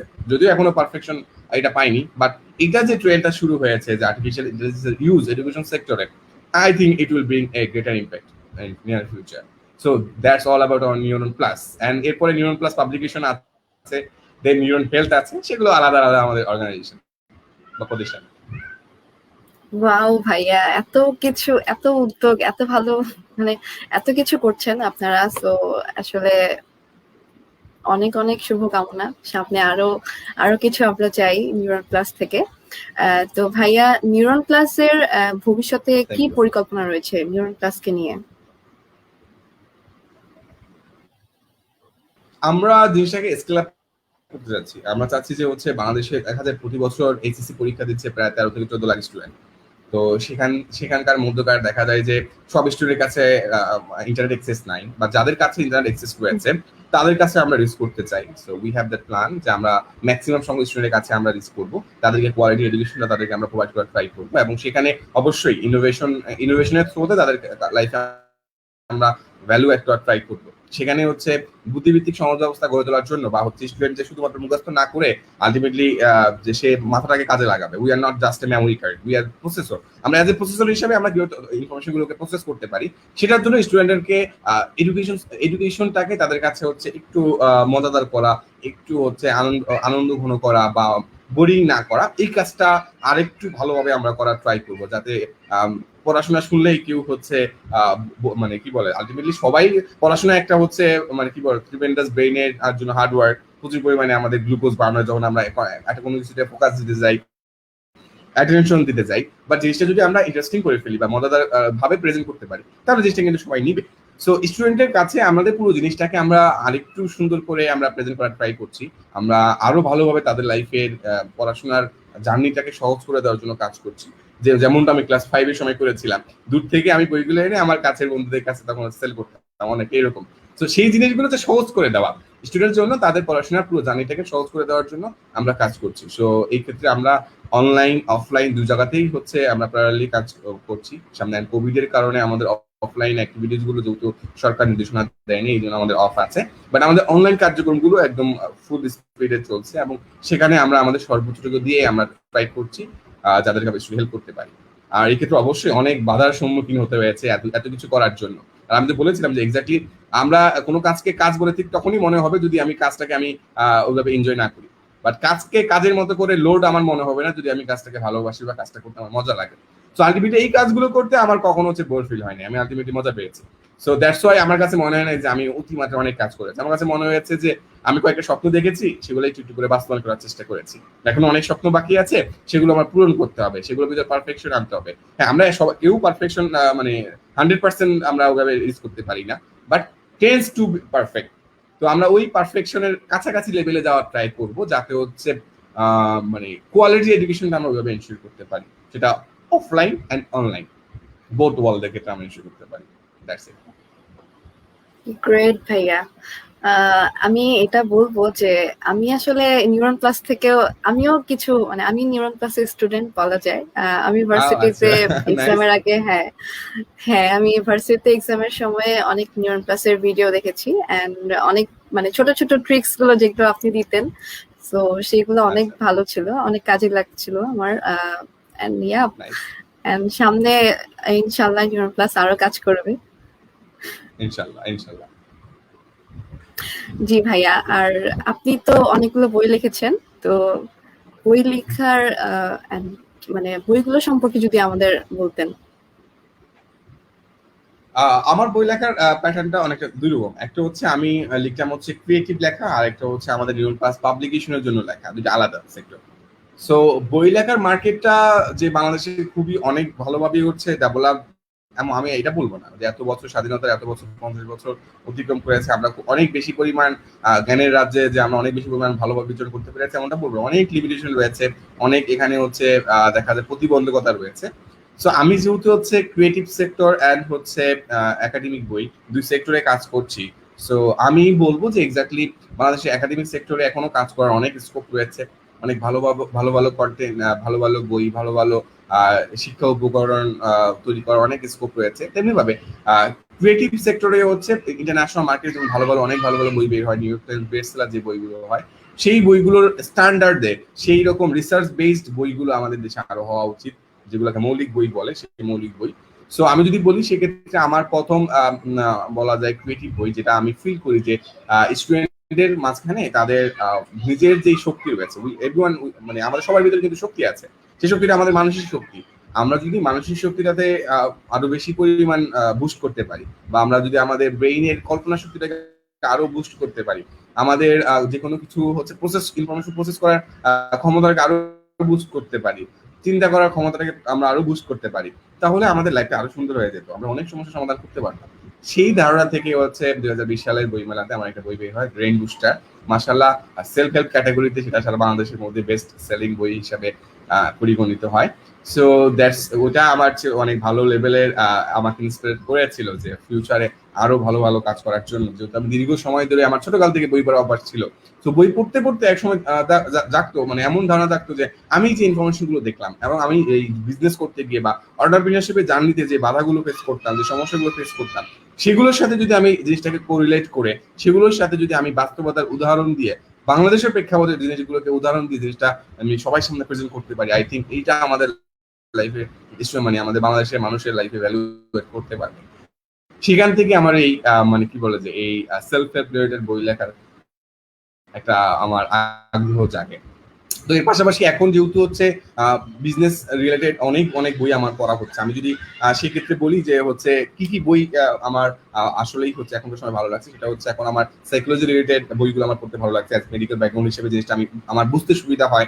আর দেন হচ্ছে বিজনেস, যেহেতু আমি বিজনেস করছি সেহেতু আমার বিজনেসের জিনিসগুলো আরো ভালো করে জানতে আমার হেল্প হয়। তেমনি ভাবে বাংলাদেশের সোশ্যাল ইকোনমিক যে কন্ডিশনগুলো রয়েছে সেগুলোকে ভালো করে জানার জন্য এই রিলেটেড বইগুলো আমার পড়তে বেশি ভালো লাগে। সো আমি বলবো এক্স্যাক্টলি হচ্ছে আমার নর্মালি পাবলিকেশন আর নিউন প্লাস পাবলিকেশন থেকে বললে আমাদের বিভিন্ন অ্যাডমিশন টেস্টের জন্য আমাদের নিউন প্লাস পাবলিকেশন বই রয়েছে, একাডেমিক স্টুডেন্টের জন্য বই রয়েছে, এসএসসি ক্যান্ডিডেটের জন্য বই রয়েছে, আমাদের আরো এডুকেশনাল টুলস রয়েছে যে স্টুডেন্টদের total academic preparation and admission preparation দুই জায়গাতেই হেল্প করে। এই টাইপের কন্টেন্ট গুলো বানাচ্ছি। ইভেন আমাদের বাচ্চাদের জন্য আমাদের বিভিন্ন কন্টেন্টের কাজ চলছে। সো আশা করবো এই জিনিসগুলো মানে যেই ইয়েগুলো বললাম একাডেমিক যে কন্টেন্ট গুলো সেগুলো নর্মালি আমাদের নিউন প্লাস পাবলিকেশনের আন্ডার থেকে এগুলো পাবলিশ হয়। আর আমার ক্রিয়েটিভ কাজগুলো সেগুলো হচ্ছে ট্রেডিশনালি দেখা যায় বই মেলাতে বা হচ্ছে যেই বাংলাদেশের যে ক্রিয়েটিভ সেক্টর সেখান থেকে জিনিসগুলো পাবলিশ হয়। সো এইটা হচ্ছে আমার দুই জগৎ, মানে আমি দুইটাই আমি মোটামুটি চাচ্ছি যে ব্যালেন্স করে রাখার জন্য, আমার ক্রিয়েটিভ জগৎটাও অ্যান্ড দেন হচ্ছে একাডেমিক জগতের জন্য মানে কোয়ালিটিফুল কন্টেন্ট প্রোভাইড করা, সেটা বই হোক কোনো টুলস হোক সেই জিনিসগুলো প্রোভাইড করা।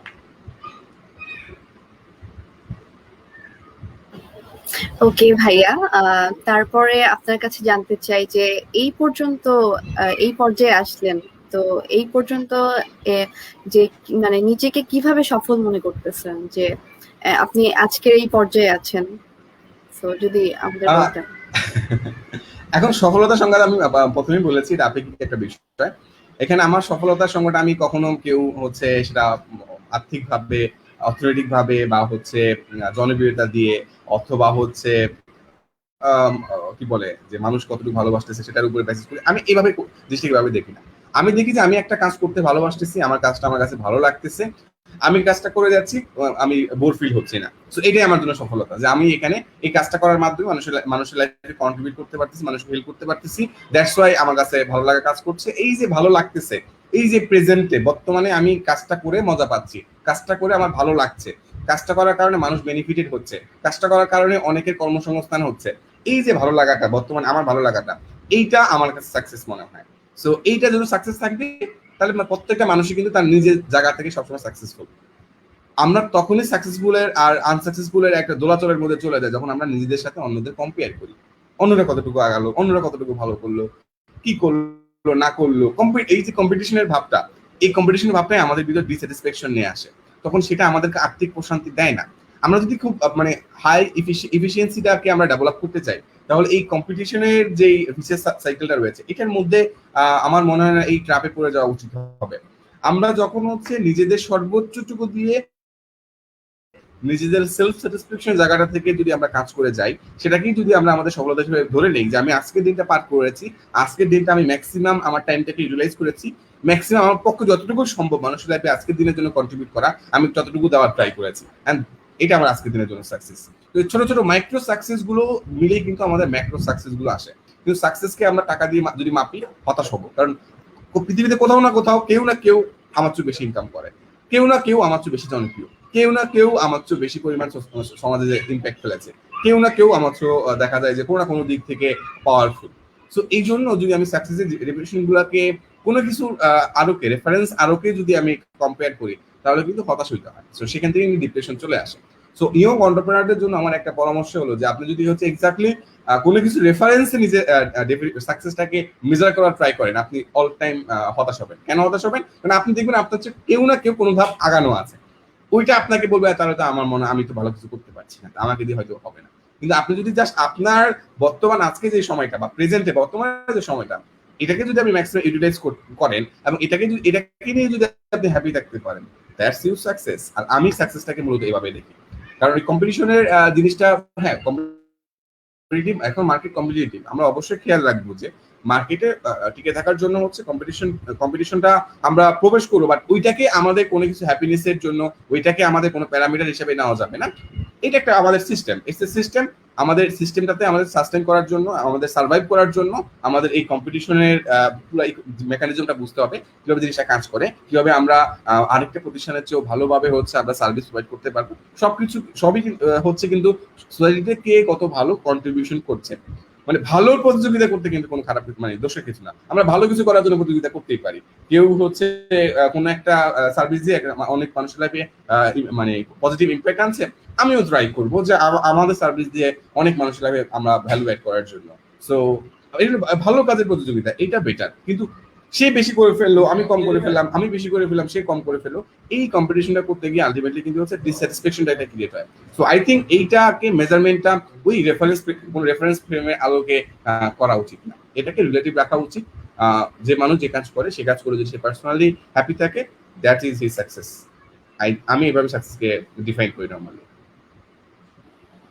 এক্স্যাক্টলি ভাইয়া, একদমই ঠিক কথাই বলেছেন। তো ভাইয়া কমেন্ট সেকশনে অনেক কমেন্ট এসেছে। সবাই কোয়েশ্চেন করেছে একজন তিলোত্তমা সরকার, বলেছেন ভাইয়া মেডিকেল এক্সাম নিয়ে কিছু বলেন। ভাইয়া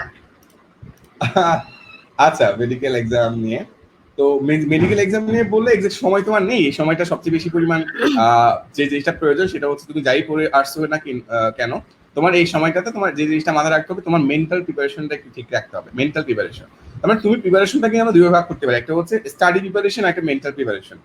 এখন তুমি অনেক পড়ে গেলা, পরীক্ষার সময় তুমি মেন্টালি দেখলা যে অনেক হ্যাজি একটা কন্ডিশনের মধ্যে চলে গেলা, বা অনেক কনফিউজিং একটা কন্ডিশনের মধ্যে চলে গেলা, তখন ওই অনেক পড়াটাও কিন্তু কাজে দেবে না যদি তুমি মেন্টালি ফিট না থাকো বা মেন্টালি অনেক স্টেবল না থাকো।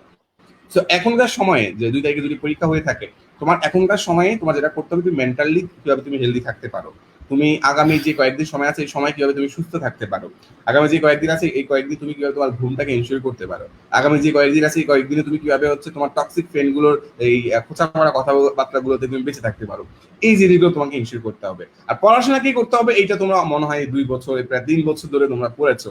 সো এইটা তোমরা আমার তো মনে হয় ভালো জানো। সো পড়াশোনা কি করতে হবে এটা তোমরা ভালো করেই জানো, বাট মেন্টালি কি করতে হবে এটার জন্য অবশ্যই বলবো তুমি এখন যত সম্ভব মানে ডেটা ওভারলোড করা যাবে না, ইনফরমেশন ওভারলোড করা যাবে না। তুমি এখন যদি অতিমাত্রায় ফেসবুকে থাকো, ফেসবুকে অনেক গণনা করতেছে, অনেক কিছু করতেছে, এগুলো যদি তুমি মাথায় রাখো, তোমার তখন তুমি ভুলে যাবা যে ক্রেবস চক্র কে আবিষ্কার করেছে, ক্রেবস চক্রের কোন ধাপ দিয়ে শুরু হয় ভুলে যাবা, গ্লাইকোলাইসিস কোনটা দিয়ে শুরু হয়, লাস্টের প্রোডাক্টটা কি এটা ভুলে যাবা। তুমি দেখবা কি এখানে বোম মেরেছে, ওখানে বোম মেরেছে, ওখানে ও মারছে, ওখানে ও মেরেছে, তোমার মাথায় গ্লাইকোলাইসিসের বদলে চলে আসবে এখন কি কাকে বোম মেরেছে। সো এই যে ইনফরমেশন গুলো তুমি দেখতেছো শুনতেছো, এই জিনিসগুলো আই থিঙ্ক তুমি যদি মিনিমাইজ করে নিয়ে আসো, মানে সোশ্যাল মিডিয়ার যেই তোমার ইনফরমেশন কনজাম্পশন রেটটা সেটা যদি তুমি লো করে নিয়ে আসো, so I think that will help you by mental প্রিপারেশনের ক্ষেত্রে অনেক বেশি হেল্প করবে। আর তুমি মেন্টালি ফিট থাকলে পরীক্ষা হলে তোমার পরীক্ষা এমনি ভালো হবে, তুমি অনেক বেশি উজ্জীবিত থাকবা, সেলফ কনফিডেন্সটা থাকবে, তোমার পরীক্ষা হলে কোন প্রশ্নের জন্য কতটুকু সময় দিবা, কয়টার মধ্যে তুমি পরীক্ষা শেষ করবা, কয়টা তুমি দাগাবা, নেগেটিভ মার্কিং তুমি ক্ষেত্রে তুমি কিভাবে প্রিপারেশন নিবা। আমি আরেকটা জিনিস বলে দিই, তোমরা চাইলে আমাদের নিউরো ক্লাসের ইউটিউব চ্যানেলে গিয়ে তুমি দেখতে পারো, আমাদের সেখানে কিন্তু মেডিকেল অ্যাডমিশন রিলেটেড আমাদের অনেকগুলো পরামর্শমূলক ভিডিও রয়েছে, যে এক্স্যাক্টলি এই মেডিকেল এক্সামের আগে তোমার কি করা প্রয়োজন। আমরা নর্মালি চাই স্টুডেন্টরা যাতে আমাদের থ্রুতে তারা বেনিফিটেড হয়। So I think you can go there and check out our videos, সেখান থেকে আই থিঙ্ক তুমি হেল্পটা পেতে পারো। That's it. থ্যাংক ইউ ভাইয়া, আশা করি উনি ওনার কোয়েশ্চেনের অ্যান্সার পেয়ে গেছেন।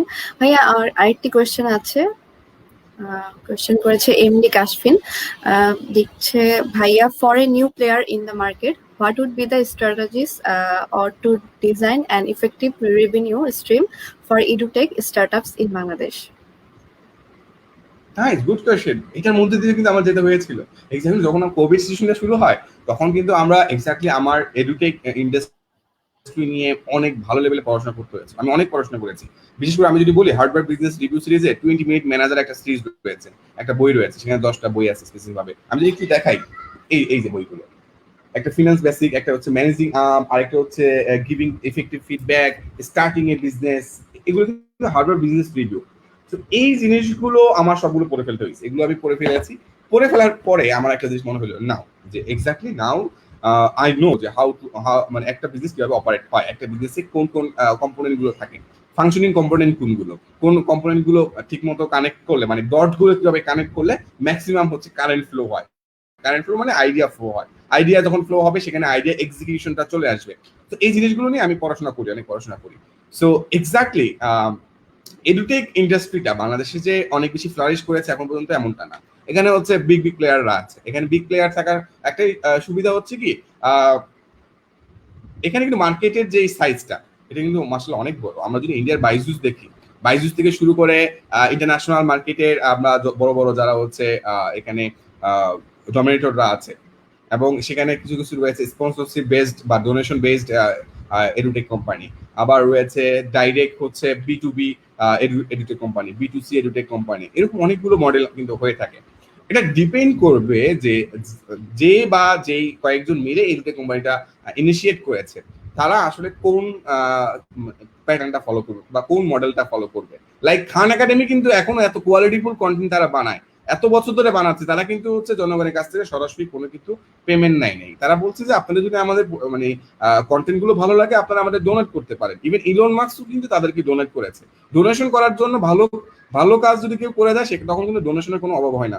মানে বাংলাদেশের পৃথিবীতে কিন্তু অনেক ভালো মানুষ রয়েছে যে তারা ওয়েট করছে, ভালো কোনো ইনিশিয়েটিভ তারা দেখবে, তারা ডান করে দিবে। বাট এটার জন্য অবশ্যই বিজনেস প্ল্যান রেডি থাকতে হবে। আমাদের ইয়ং এন্টারপ্রেনারদের মধ্যে একটা ভুল হয় কি, আমরা একটু সময় নিয়ে কয়েকদিন সময় নিয়ে যে একটু ঠান্ডা মাথায় বড় একটা কাগজের ভেতরে আমরা আমাদের বিজনেস প্ল্যান গুলো লিখবো, আমার বিজনেসের কোর টিমে কারা কারা থাকবে, আমার বিজনেসের রেভিনিউটা কোথা থেকে আসবে, আমার বিজনেসে আমি কি হচ্ছে এটা কি আমি অন্য কোনো বড় কোম্পানির আন্ডারে যাব কি যাব না, আমার বিজনেসে আমার প্রোডাক্টটা কি, আমার সার্ভিসটা কি, আমার অডিয়েন্স কারা, আমার এখানে টোটাল কত রেভিনিউ হলে আমি ব্রেক ইভেন যে পয়েন্ট আছে সেখানে আমি ক্লোজ করতে পারবো, আমি এক্স্যাক্টলি এই বছরের মধ্যে প্রতি মাসে কতটুকু রেভিনিউ জেনারেট করতে চাচ্ছি, এই রেভিনিউ জেনারেট করার জন্য আমার কত ঘন্টা কাজ করতে হচ্ছে, কতজন মানুষ কাজ করবে, আমি এখনই কি হচ্ছে বড় বড় মানে অফিস ভাড়া করে ডেকোরেট করেই সব টাকা খরচ করে ফেলবো কিনা, মার্কেটিং এ আমার বাজেট কত, আমি কত টাকা মার্কেটিং এর জন্য বাজেট করব, মার্কেটিং করার ক্ষেত্রে আমি সেটা কেমন মার্কেটিং করব, সেটা কি আমি গেরিলা মার্কেটিং করব, ইমোশনাল মার্কেটিং করব, ফেসবুক মার্কেটিং করব, ইউটিউব মার্কেটিং করব, মানে কন্টেন্ট মার্কেটিং করব, কোনটা করব, এই জিনিসগুলো ফিগার আউট করতে হবে। আর এটার জন্য আমি একটু দেখাই, আমি যদি এখানে একটু দেখাই, এই টাইপের বড় বড় এখানে আমরা জানি যে মার্কেটে গেলে এই টাইপের বড় ইয়া পাওয়া যায়, কাগজ পাওয়া যায়।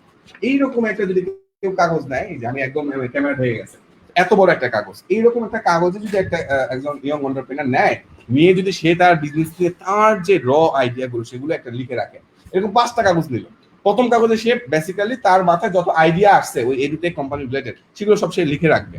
লিখে রাখার পরে সে যেটা করবে, সে এখানে ফিগার আউট করবে এখানে কম্পিটিটর কারা কারা আছে, তারা কিভাবে হচ্ছে তাদের বিজনেস গুলো রান করছে, তারা কিভাবে রেভিনিউ জেনারেট করছে, তাদের কোন জায়গায় ঘাটতি রয়েছে। যেমন আপনি এটাও করতে পারেন যে আমরা নিউন প্লাস আমাদের কোথায় ঘাটতি আছে আপনি এটা ফিগার আউট করে ফেলেন, আমাদের যেখানে ঘাটতি রয়েছে আপনি সেটা যদি সলিউশন দিতে পারেন, বেটার সলিউশন দিতে পারেন, তাহলে অবশ্যই আপনি আমাদের চেয়ে বেটার একটা রেভিনিউ জেনারেট করতে পারবেন। And that is good. আমরা অবশ্যই চাই যে এই ইকোসিস্টেমটাতে স্টুডেন্টরা ভ্যালু পাক, স্টুডেন্টরা সেখান থেকে ভালোভাবে বেনিফিটেড হোক, এবং সেই এই বেনিফিটেড আপনি যখন স্টুডেন্ট লাইফে ভ্যালুয়েট করতে পারবেন, তাদের কোনো কষ্ট কমায় দিতে পারবেন, তাদের কোনো সময় বাঁচা দিতে পারবেন, তাদের স্বপ্নকে পূরণ করে দিতে পারবেন, দে উইল মানে তারা আপনার পকেটে দিবে, সিম্পল বিষয়। এমন আমি যদি বিজনেসের ভাষায় বলি, আপনি এখানে মানে পৃথিবীতে ফ্রি বলতে কিছু নাই, আপনি এখানে আপনার সময়, শ্রম, মেধা দিচ্ছেন, তার বিনিময়ে স্টুডেন্টরা আপনাকে টাকা দিবে, রেস্টুরেন্ট হোক, গার্ডিয়ান হোক, যে হোক, আপনাকে সেটা টাকা দিবে, তারা ভ্যালু পাবে, কোয়ালিটি ভ্যালু পাবে, দেন হচ্ছে তারা আপনাকে টাকা দিবে, সিম্পল। সো এই ক্ষেত্রে আমার মনে হয় প্রথম যে রেভিনিউ জেনারেট করার সিস্টেমের প্রথম যে জিনিসটা সেটা হচ্ছে আগে বিজনেসের মডেলটা সুন্দর করে গোছানো। অনেক ক্ষেত্রে বিজনেসের মডেলটা অনেকের গোছানো থাকে না, অনেকের কোম্পানি অনেক দূর আগে যায়, বাট বিজনেসের মডেলটা গোছানো থাকে না।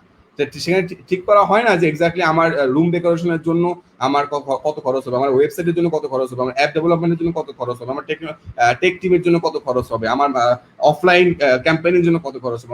অনেকের কাছে কিন্তু এই জিনিসগুলো এখনো গুছানো না। তো এই ক্ষেত্রে আমি অবশ্যই বলবো যে হ্যাঁ, আপনাকে হয়তোবা এত কিছু আপনার করা লাগবে না। হ্যাঁ, আমি পড়েছিলাম কারণ আমি বই পড়তে ভালোবাসি, দ্যাটস আমি এগুলো পড়েছিলাম। আপনি যদি এত কিছু পড়তে মানে না চান, তাহলে জাস্ট ইউটিউবে লিখে সার্চ দেন how to write a business plan কিভাবে লিখতে হয়, এই রিলেটেড জিনিসগুলো আপনি ইউটিউবে সার্চ করলেই কিন্তু অনেক কিছু পেয়ে যাবেন। সেগুলোকে আপনি আপনার বিজনেসের আলোকে ওইখানে ওইভাবে শেপ করে নেন, ওই শেপের আলোকে নিজের মতো ডিজাইন করেন, করে আপনার আইডিয়াটা, আপনার যেই স্বপ্নটা, সেটাকে আপনি নিজের মতো করে আপনি ট্রাস্ট করেন বা আপনি মনে করেন যে আপনার বিশ্বাসী এরকম কেউ, তাদেরকে শেয়ার করতে পারেন। তাদের সাথে শেয়ার করলে আপনি যখন তাদেরকে এক্সপ্লেইন করবেন, তখন আপনি যদি কোনো ইনভেস্টরের কাছে সামনে যান, তাদেরকে গিয়ে আরো ভালোভাবে পিচ করতে পারবেন, কারণ আপনার মাথা কিন্তু পুরা মানে ব্রডার স্পেকট্রামে পুরো জিনিসটা রয়েছে, big picture, you can see the big picture.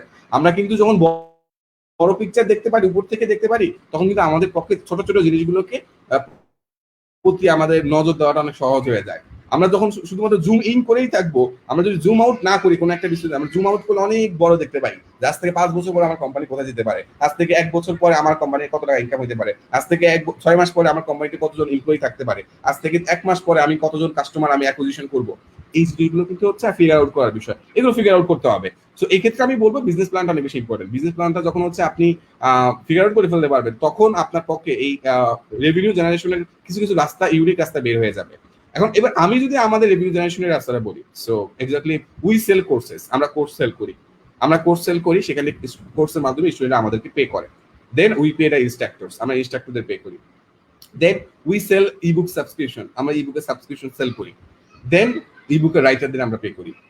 Then we sell our products, আমরা হচ্ছে স্টুডেন্টদের যখন তারা আমাদের অনলাইনে কন্টেন্টগুলো তারা পছন্দ করে, তখন তারা আমাদের অফলাইনের প্রোডাক্টগুলো কিনতে চায়। Then we sell our offline products.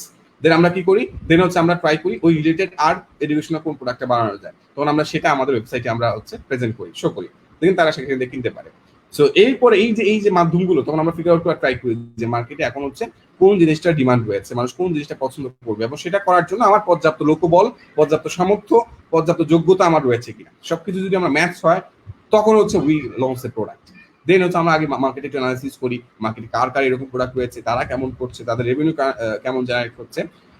এই জিনিসগুলো আই থিঙ্ক যদি কেউ ফিগার আউট করে ফেলতে পারে, তাহলে হচ্ছে ওই রেভিনিউ স্ট্রিমটা এডুটেক কোম্পানির জন্য ফিগার করা খুবই সহজ হয়ে যায়। আরেকটা হতে পারে, আমরা তো কোর্স সেল করতেছি ডাইরেক্ট, আপনি চাইলে হচ্ছে সাবস্ক্রিপশন মডেলে যেতে পারেন। বাংলাদেশে কয়েকটা প্রতিষ্ঠান যারা সাবস্ক্রিপশন মডেলে আছে, সাবস্ক্রিপশন মডেলে বাংলাদেশ এখনো ইউজ টু না, কারণ আমরা এখনো সবাই নেটফ্লিক্স ওইভাবে আমরা ইউজ টু না। আমরা এখনো অনেকেই নেটফ্লিক্সের কন্টেন্ট গুলো দেখা যায় যে পাইরেটেড ভাবে বিভিন্ন জায়গা থেকে অনেকেই দেখে। সো এখনো এই সাবস্ক্রিপশন মডেলে অনেকেই ইউজ টু না। I think it will take time, but একটা ফেজে এই সাবস্ক্রিপশন মডেলটা অনেকে পছন্দ করবে, এন্ড এটাও একটা অপশন হতে পারে। বাট মানুষ এখন ওয়ান টাইম পেমেন্টটা বেশি পছন্দ করছে বাংলাদেশে। আমি একসাথে 300 টাকা দিয়ে দেবো, 500 টাকা দিয়ে দিব, দেন আমি একটা কোর্স পেয়ে যাবো, বা একটা প্রোডাক্ট পেয়ে যাবো, একটা বই পেয়ে যাবো, মানে একটা সমস্যার সমাধান আমি একসাথে পেয়ে যাবো। মানে আমরা ইনস্ট্যান্ট গ্র্যাটিফিকেশনের জায়গা থেকে আমাদের বাংলাদেশের মানুষের সাইকোলজিটা অনেক বেশি এভাবে কাজ করে। সো এই ক্ষেত্রে আপনি একটা দেখতে পারেন যে ইমোশনাল মার্কেটিং এ মনির হাসান স্যারের এই বইটাও পড়তে পারেন, ইমোশনাল মার্কেটিং এই বইটা। সো এটা দেখলে আপনি আমাদের বাংলাদেশের কনজিউমার যে সাইকোলজিটা, বা হচ্ছে তারা এক্স্যাক্টলি হচ্ছে ইমোশনালি কিভাবে ডিসিশন গুলো নেয়, যে ইমোশন ড্রাইভেন ডিসিশন, এগুলো তারা কিভাবে নেয়, আই থিঙ্ক আপনি সেভাবে ফিগার আউট করে ফেলতে পারবেন যে তারা কিভাবে ডিসিশন নিচ্ছে। তখন আপনার রেভিনিউ জেনারেটেড যে মডেলটা আপনি বানাবেন, সেইটা বাংলাদেশের প্রেক্ষাপটে কারেক্ট হবে। কারণ ইউএসএ তে তারা এডুটেক কোম্পানি যেভাবে রেভিনিউ জেনারেট করে, আমাদের প্রেক্ষাপটে সেভাবে কিন্তু হবে না, সেভাবে কাজ করবে না। আমাদের মোবাইল ফিনান্সিয়াল যে সার্ভিস গুলো রয়েছে, বিকাশ রকেট যেভাবে কাজ করছে, আমাদের কিন্তু পেপ্যাল নাই। সো আমরা পেপ্যাল থাকলে আমরা চিন্তা করতাম অন্যভাবে। আমরা যদি পেপ্যাল থাকতো, আমরা স্টুডেন্টের কাছ থেকে কালেকশনের প্যাটার্নটা একরকম চিন্তা করতাম। এখন আমাদের বিকাশ রকেট আছে, তো আমরা সেখানে চিন্তা করতে পারি যে এটাকে অল্টারনেটিভ কোন ওয়েতে আমরা কাজ করতে পারি। সেখানে আমাদের দেখা লাগতে পারে যে আমি বিকাশ ইউজ করবো না নগদ ইউজ করবো, আমি কোনটা ইউজ করবো, কোনটা বেশি পরিমাণ আমার এখন স্টুডেন্টের বাবা মা কোনটা ইউজ করে, স্টুডেন্টরা কোনটা ইউজ করে, সেই জিনিসগুলো আপনাকে নজরে আনতে হবে। তার মানে এই জিনিসগুলো কনসিডারেশনে যখন আপনি আনবেন, তখন আপনার পক্ষে রাইট ডিসিশন নেওয়াটা অনেক সহজ হয়ে যাবে। মানে this how we analysis our, আমরা অ্যানালাইজ করি যে আমরা এক্স্যাক্টলি মানে what we have to do and মানে what to do and what not to do. I think আপনি একটা ওভারঅল একটা আইডিয়া পেয়েছেন। এরপরে জাস্ট একটু মানে ইউটিউবে সার্চ করলে আই থিঙ্ক জিনিসটা পেয়ে যাবেন। বাট অবশ্যই সেটা যাতে বাংলাদেশের প্রেক্ষাপটে অ্যাডাপটিভ একটা কন্ডিশনে হয়, সেটা এনশিওর করতে হবে। That's it. অসংখ্য ধন্যবাদ ভাইয়া। আই থিঙ্ক উনি ওনার কোয়েশ্চেন অ্যান্সার পেয়ে গেছেন। তো ভাইয়া আমরা তারপরে জানতে চাই যে ভাইয়া উদ্যোক্তা হবার যে অনুপ্রেরণা ছিল আপনার, সেটা কি ছিল আসলে? উদ্যুক্ত হওয়ার অনুপ্রেরণা ছিল আমার কেন জানি মনে হইতো যে ছোটকাল থেকে আমি এক্স্যাক্টলি একটা সমস্যার সমাধান করবো, দেন হচ্ছে সমস্যা সমাধান করলে যার সমস্যার সমাধান করে দিলাম সে আমাকে ভালো জানবে। এটা ছিল মানে এটা কোর মানে আমরা কিন্তু সবাই যে মানে যত বড় পজিশনে যাই না কেন, বা যত ভালো কাজে করি না, যত বড় কাজে করি না কেন, আমরা কিন্তু ছোট ছোট মানে আবেগ দ্বারাই তাড়িত হই। বললাম না যে ইমোশনাল মার্কেটিং এর মতো আমরা ইমোশন দিয়ে কিন্তু ডিসিশন নিই, আমরা কিন্তু লজিক্যালি ডিসিশন এমন খুব কমই নিই। মানে সেটা মানুষের প্রেম পড়ার থেকে শুরু করে এবং মানে লাখ টাকার বা কোটি টাকার ওই টেসলার গাড়ি কেনা, সবই কিন্তু আমরা emotion driven, it's not logic driven. সেটা আমি যেটা বললাম যে সেটাকে বিয়ের ডিসিশন হোক, অথবা প্রেমের ডিসিশন হোক, অথবা নতুন কোনো কোম্পানি অ্যাকুইজিশন করা হোক, এখন হচ্ছে যে কোনো সেটাই হোক না কেন, এখানে বড় একটা রোল প্লে করে ইমোশনটা। সো এই ক্ষেত্রে বলবো আমার ক্ষেত্রে ইমোশনটা ছিল যে আমি এক্স্যাক্টলি যখন দেখি যে আমি কাউকে হেল্প করতে পেরেছি, সে হেল্পটা পাওয়ার পরে সে সফল হইতে পারছে, অথবা সে চেষ্টা করেছে, বাট আমি তার লাইফে কন্ট্রিবিউট করতে পেরেছি, সে হ্যাপি হয়েছে। সে হ্যাপি হওয়ার পরে সে আমাদেরকে বলে thank you so much, thank you so much. এই যে সে থ্যাংক ইউ বলছে না, I am happy with that. আমি এটা খুব ভালো লাগে আমার যে ও আচ্ছা আচ্ছা নাইস। তো আবার যদি বলে আমি যদি কারো একটা কর্মসংস্থান করে দিতে পারি, থ্যাংক ইউ সো মাচ ভাই, আপনার জন্য হচ্ছে আমার এই একটা শখ ছিল, আমি শখটা পূরণ করতে পারছি। সো আমার এমন হয়েছে যে আমাদের প্ল্যাটফর্মের থ্রুতে, আমাদের ইউনিভার্সিটি থ্রুতে আমি অনেকের স্বপ্ন পূরণ করার জন্য একজন সহায়তাকারী হিসেবে কাজ করেছিলাম। কারণ আমাদের তো মানে একটা কোম্পানি, সবাই মিলে কিন্তু একটা company, I am not the company. আমি হয়তো বা হচ্ছে দ্য ফেস, বাট আমি কিন্তু হচ্ছে একটা কম্পোনেন্ট। এখন আমি হচ্ছে এটা কম্পোনেন্ট। আমি একটা স্ট্যাটাস আমি দিয়েছিলাম সমুদ্র চক্রবর্তী ভাইয়া, উনি বায়োলজি অলিম্পিয়াডে, উনি বলেছিল একটা কোম্পানিতে সেই অনুযায়ী টাকা দেওয়া হয় যে মানে এক্স্যাক্টলি আপনি কত বেশি হার্ড ওয়ার্ক করেন এটার উপরে ডিপেন্ড করে কিন্তু আপনাকে টাকা দেওয়া হয় না বা বেতন দেওয়া হয় না। আপনাকে বেতন দেওয়া হবে বা আপনাকে টাকা দেওয়া হবে যে আপনি কতটুকু ইম্পর্টেন্ট। আপনাকে রিপ্লেস করা যদি সহজ হয় আপনার টাকা দেওয়া হবে কম, আপনাকে রিপ্লেস করা যদি কঠিন হয় আপনাকে বেতন বা টাকা দেওয়া হবে বেশি। That's simple. মানে আমাদের এমন কিছু স্কিল বা এমন কিছু মানে এন্টারপ্রেনিউরিয়াল আমাদের স্কিল মানে অ্যাকোয়ার করতে হবে যেগুলো সবার মাঝখানে নাই। সবাই বা যেগুলো অ্যাচিভ করার জন্য বা যেগুলো অ্যাকোয়ার করার জন্য অনেক সময় বা অনেক মানে কি অনেক সময় দিতে হয়, শ্রম দিতে হয়, যেটা দেওয়ার জন্য সবাই প্রস্তুত না। মানে কঠিন পথের প্রতীক কিন্তু বেশি না, কঠিন পথের প্রতীক কম থাকে। সো যারা ওই কঠিন পথ দিয়ে যায়, সো তারা অবশ্যই they will earn a lot and they will get that mass of সেটা রিটার্ন পাবেই। সেটা রেসপেক্ট হোক, ফেম হোক, মানি হোক, হোয়াট এভার, সেটা যেটাই হোক, রিটার্নটা বেশি আসবে। আর ও ওয়াই, আমি কতটুকু আমি সময় ইনভেস্ট করছি, শ্রম ইনভেস্ট করছি, সেটা রিটার্নটা কতটুকু আসবে, এটা হচ্ছে মেইন ব্যাপার। সো এই ক্ষেত্রে আমি বলবো উদ্যোক্তা হিসেবে আমার অন্যকে হেল্প করার ফলে অন্য যে কৃতজ্ঞতাটা জ্ঞাপন করে, এইটা আমার মোটিভেশন। আর পৃথিবীতে এমন খুব কম মানুষ আছে যাকে আপনি হেল্প করার পরে হচ্ছে ইনস্ট্যান্টলি, হ্যাঁ পরে গিয়ে হয়তো বা অনেকে মানে উপকারটা ভুলে যায়, কিন্তু ইনস্ট্যান্টলি কেউ হলো আপনাকে কিন্তু বলবে যে থ্যাংক ইউ সো মাচ, আপনি আমার হেল্প করেছেন। সো এইটুকু, এর চেয়ে বেশি দরকার নাই। এক্সপেকটেশন বাড়াইলে হতাশ বেশি হইতে হবে। আমরা হতাশার মধ্যে থাকতে চাই না। আমরা ইনস্ট্যান্টলি আমি তার উপকার করলাম, ওকে সে হ্যাপি, আমি happy, that's it. That's my main intention. এরপর আরো ইন্টেনশন থাকতে পারে, হ্যাঁ টাকা পয়সা, অনেক টাকা পয়সা বানানো, এটা একটা ইন্টেনশন থাকতে পারে। অথবা হইতে পারে যে হচ্ছে সোসাইটিতে অনেক পার্মানেন্ট একটা হচ্ছে অবস্থান ক্রিয়েট করে নেওয়া, এইটা হইতে পারে। মরার পরে মানুষ আমাদের ভালো জানবে, এটা হইতে পারে। কিন্তু আমার ক্ষেত্রে ওইটা যে তারা আবার থ্যাংক ইউ দিচ্ছে, আমার ভালো লাগছে, আমার তখন ব্রেন থেকে ডোপামিন সিক্রেট হয়েছে, সুখের হরমোন ক্ষরণ হয়েছে, এন্ড এই সুখের হরমোন ক্ষরণ হওয়াটাই ভালো লাগে। তো আমরা তো আলটিমেটলি সুখের হরমোন যে কাজে ক্ষরণ হয় আমরা সেটাই করি। আমরা একটা ভালো মুভি দেখতে ভালো লাগে, তো ওখানে আমার সুখের হরমোন ক্ষরণ হচ্ছে, দ্যাটস ওয়াই কিন্তু আমি ঘন ঘন মুভি দেখি। আমার হচ্ছে কারোর সাথে কথা বলতে ভালো লাগে, তো আমি কিন্তু হচ্ছে সুখের হরমোন ক্ষরণ হচ্ছে, তার সাথে কথা বলবো। সো সে এইরকম যদি হয়, ওয়াই নট ইন বিজনেস ক্ষেত্রে এটা হইতে পারে।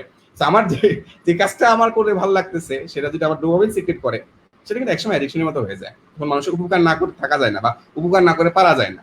আর আপনি যখন মানুষের উপকার করবেন তখন কিন্তু ফিডব্যাক হিসাবে টাকা আপনাকে অনুসরণ করবেই, তখন আপনাকে ভালোবাসা আপনাকে অনুসরণ করবেই, তখন আপনাকে শুভাকাঙ্ক্ষীরা আপনাকে অনুসরণ করবেই। ডিপেন্ড আপনি সোসাইটি কেমন ভ্যালু অ্যাড করছেন, আপনি কতটুকু সময় শ্রম দিচ্ছেন, আপনি কতটুকু টাইম ইনভেস্ট করছেন, কতটুকু মেধা ইনভেস্ট করছেন, সেই ইনভেস্টের উপরে বেসিস করে কিন্তু আপনি রিটার্ন অন ইনভেস্টমেন্টটা পাবেন। That's it.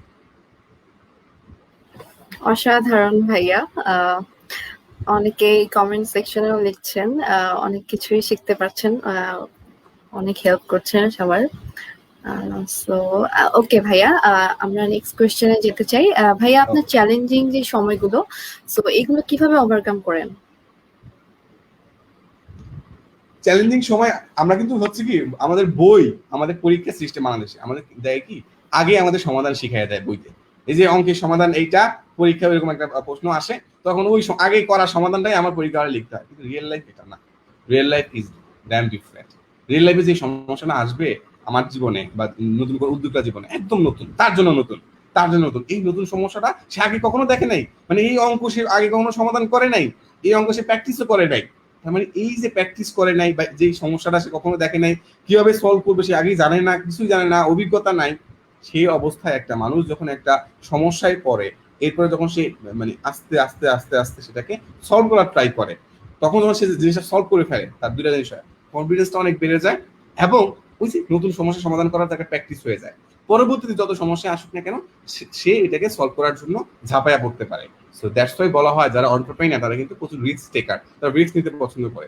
কারণ যখন সে একটা রিস্ককে ক্লোজ করে আসে তখন সে কিন্তু পরবর্তী আরেকটা রিস্ক নেয়।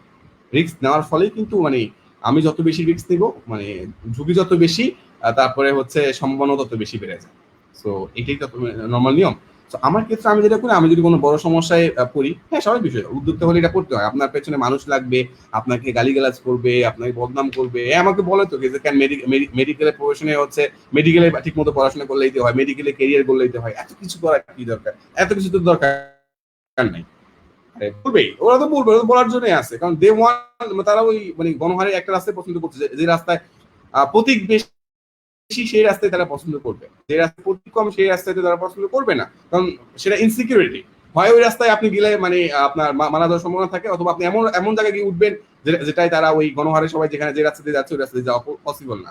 হয় আপনি অনেক দূরে উঠে যাবেন, অথবা আপনি ওইখানে যদি মানে হাল ছেড়ে দেন ওইখানে আপনি শেষ হয়ে যাবেন।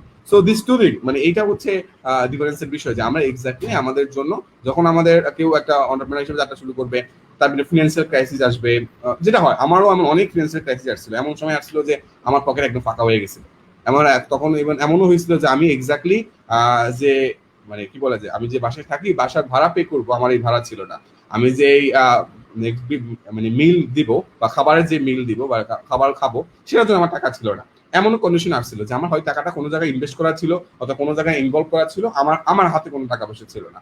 সো ওই সময়গুলো চাইলেও, কারোর কাছে হেল্প চাইলে হয়তো মনে করতো যে তামিমের কি আবার টাকা পয়সা হেল্প লাগে না, কিন্তু আই নো দ্যাট এক্স্যাক্টলি আমার ওই সময় খুবই আর্থিক সংকট চলছিল।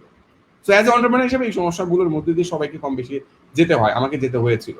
সো ওই কঠিন সময়গুলো আমাকে পরবর্তী যখন আমার মানে হ্যাপি মোমেন্ট গুলো আসে, তখন ইয়ে হয় যে এক্স্যাক্টলি আমি যদি ওই কষ্টের সময়টাতে হাল ছেড়ে দিতাম, তাহলে আমি আজকে এই হ্যাপি মোমেন্টটা দেখতে পাইতাম না। আমি যদি ওই সময় হতাশ হয়ে যেতাম, আমি এন্টারপ্রেনারশিপ মানে উদ্যোক্তা জীবনে এসে আমি আজ হচ্ছে এখন না খেয়ে থাকতে হচ্ছে, আমি আজ বাসা ভাড়া দিতে পারছি না, আমি আজ মানুষের বকা খাইতে হচ্ছে, আমি আজ মানে এত বড় ধরা খেয়ে এত লাখ লাখ টাকা আমার লস হয়ে গেছে, এগুলো চিন্তা করে যাওয়ার পরে কেউ যদি থেমে যায়, তাহলে মানে জার্নিটা শুরু করার বা দরকার কিছু। সো আমরা এক্স্যাক্টলি যারা এন্টারপ্রেনারশিপ বা উদ্যোক্তা জীবন শুরু করতে চাই, তাদের প্রথমে আগে ক্লিয়ার করে নিতে হবে, যত যাই আসুক না কেন আপনি আগে ঠিক করে নেন যে আপনি কেন শুরু করছেন। আপনার কেনটা যদি প্রথমে ঠিক করে নেন, তাহলে জার্নিতে যতই ঝড় তুফান আসুক না কেন আপনি ভেঙে পড়বেন না। যদি কেনটা ঠিক না থাকে প্রথমে, তাহলে কিন্তু যখন আপনার পকেটে টাকা না থাকবে, তখন মনে হবে না চাকরি বাকরি করি, ইটস নিরাপদ, সরকারি চাকরি করি নিরাপদ, অথবা মনে হবে না এত দরকার নেই, মানে রিস্ক নেওয়া দরকার নেই, মানে ছোটভাবেই ছোটই থাকি। তো পাড়ার দোকানে মুদি দোকান দিয়ে যদি আমার পেট চলে, তাহলে কেন হচ্ছে আমি স্বপ্ন আগোরার মতো সুপার শপে কল্পনা করবো?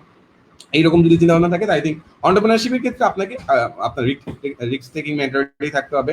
আগে থেকে আপনি কেন শুরু করছেন, আমি বললাম আমার জিনিসগুলো ক্লিয়ার, যে আমি কোনটা দেখে সাকসেসফুল কোনটাকে বলি, আমি মানে হ্যাপিনেস কোনটাকে পাই, কেন আমি এন্টারপ্রেনারশিপ শুরু করেছি, আমার কাছে জিনিসগুলো ক্লিয়ার। সো আমি যতবারই হচ্ছে আমি আর্থিকভাবে শূন্য হয়ে যাব, যতবারই আমি মানসিকভাবে বিধ্বস্ত হয়ে যাব, ততবারই আমি ঘুরে দাঁড়াইতে পারবো, বিকজ আমার কাছে জিনিসগুলো ক্লিয়ার। আমি কাগজ কলমে লিখে রাখছি যে exactly what's the definition of success to me, আমার কাছে সাকসেসের সংজ্ঞা কি, আমার কাছে বিফলতার সংজ্ঞা কি, আমি লিখে রাখছি।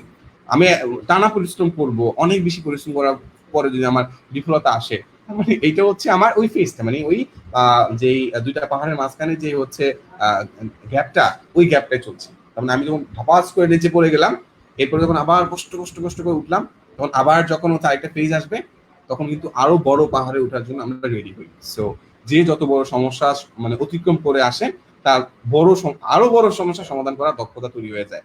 আর আপনি যখন সমস্যা সমাধান করতে পারবেন, তখনই কিন্তু আপনি রিপ্লেসেবল হয়ে যাবেন, মানে আপনাকে রিপ্লেস করা সহজ হবে না, কারণ আপনি এমন সমস্যা সমাধান করে আসছেন যেটা অন্য উদ্যোক্তা বা অন্য কেউ পারে নাই। তখন আপনার ভ্যালুটা বেড়ে যাবে, তখন আপনাকে কোম্পানি থেকে রিপ্লেস করা টাফ হয়ে যাবে। সো দ্যাটস ওয়াই বলা হয় যে কোম্পানিটা আমরা ওই এমপ্লয়ীদেরকে তাদের হার্ডওয়ার্কের উপরে ডিপেন্ড করে বেতন দেই না, তাদেরকে আমরা বেতন দেই তারা কতটুকু ইরিপ্লেসেবল, তাদেরকে রিপ্লেস করা সম্ভব না। আপনি যখন as a entrepreneur, as a chief executive officer যদি আপনি নিজেকে দাবি করেন, তাহলে চিন্তা করে দেখুন যে আপনি কতটুকু বিপদের মাঝখান দিয়ে আপনি আপনার কোম্পানিকে টিকায় রাখতে পারছেন। সো যত বেশি মানে হার্ডশিপের মধ্যে দিয়ে আপনি টিকায় রাখতে পারবেন, আপনার ভ্যালুটা তত বেশি বেড়ে যাবে, তখন আপনি ইরিপ্লেসেবল, যে আপনাকেই দরকার কোম্পানিতে। আপনি না থাকলে কোম্পানি টিকে থাকতেন, আপনি না থাকলে আপনার সাথে অন্যান্য যারা হচ্ছে কোম্পানি যাদের লাইফে ভ্যালু অ্যাড করে, তারা ওইভাবে সাস্টেন করতে পারতেন না। দ্যাটস দ্য থিং, যে এক্স্যাক্টলি অ্যাজ এ এন্টারপ্রেনার হিসেবে মাইন্ডসেটটা আমাদের এমন হওয়া উচিত বলে আমি মনে করি। আই ডোন্ট থিঙ্ক যে সবাই আমার সাথে একমত হইতে হবে, বাট এইটা আমার পার্সপেক্টিভ, আমি এইভাবে চিন্তা করি। এক্স্যাক্টলি ভাইয়া, অনেক কিছুই শিখলাম, অনেক কিছুই জানলাম। সো ভাইয়া, আমরা অনুষ্ঠানের একেবারে শেষ পর্যায়ে এসেছি। তো বিদায় নেওয়ার আগে যদি আমাদের ভিউয়ার্স এবং ওয়াইএসএসসি সম্পর্কে যদি কিছু বলতেন।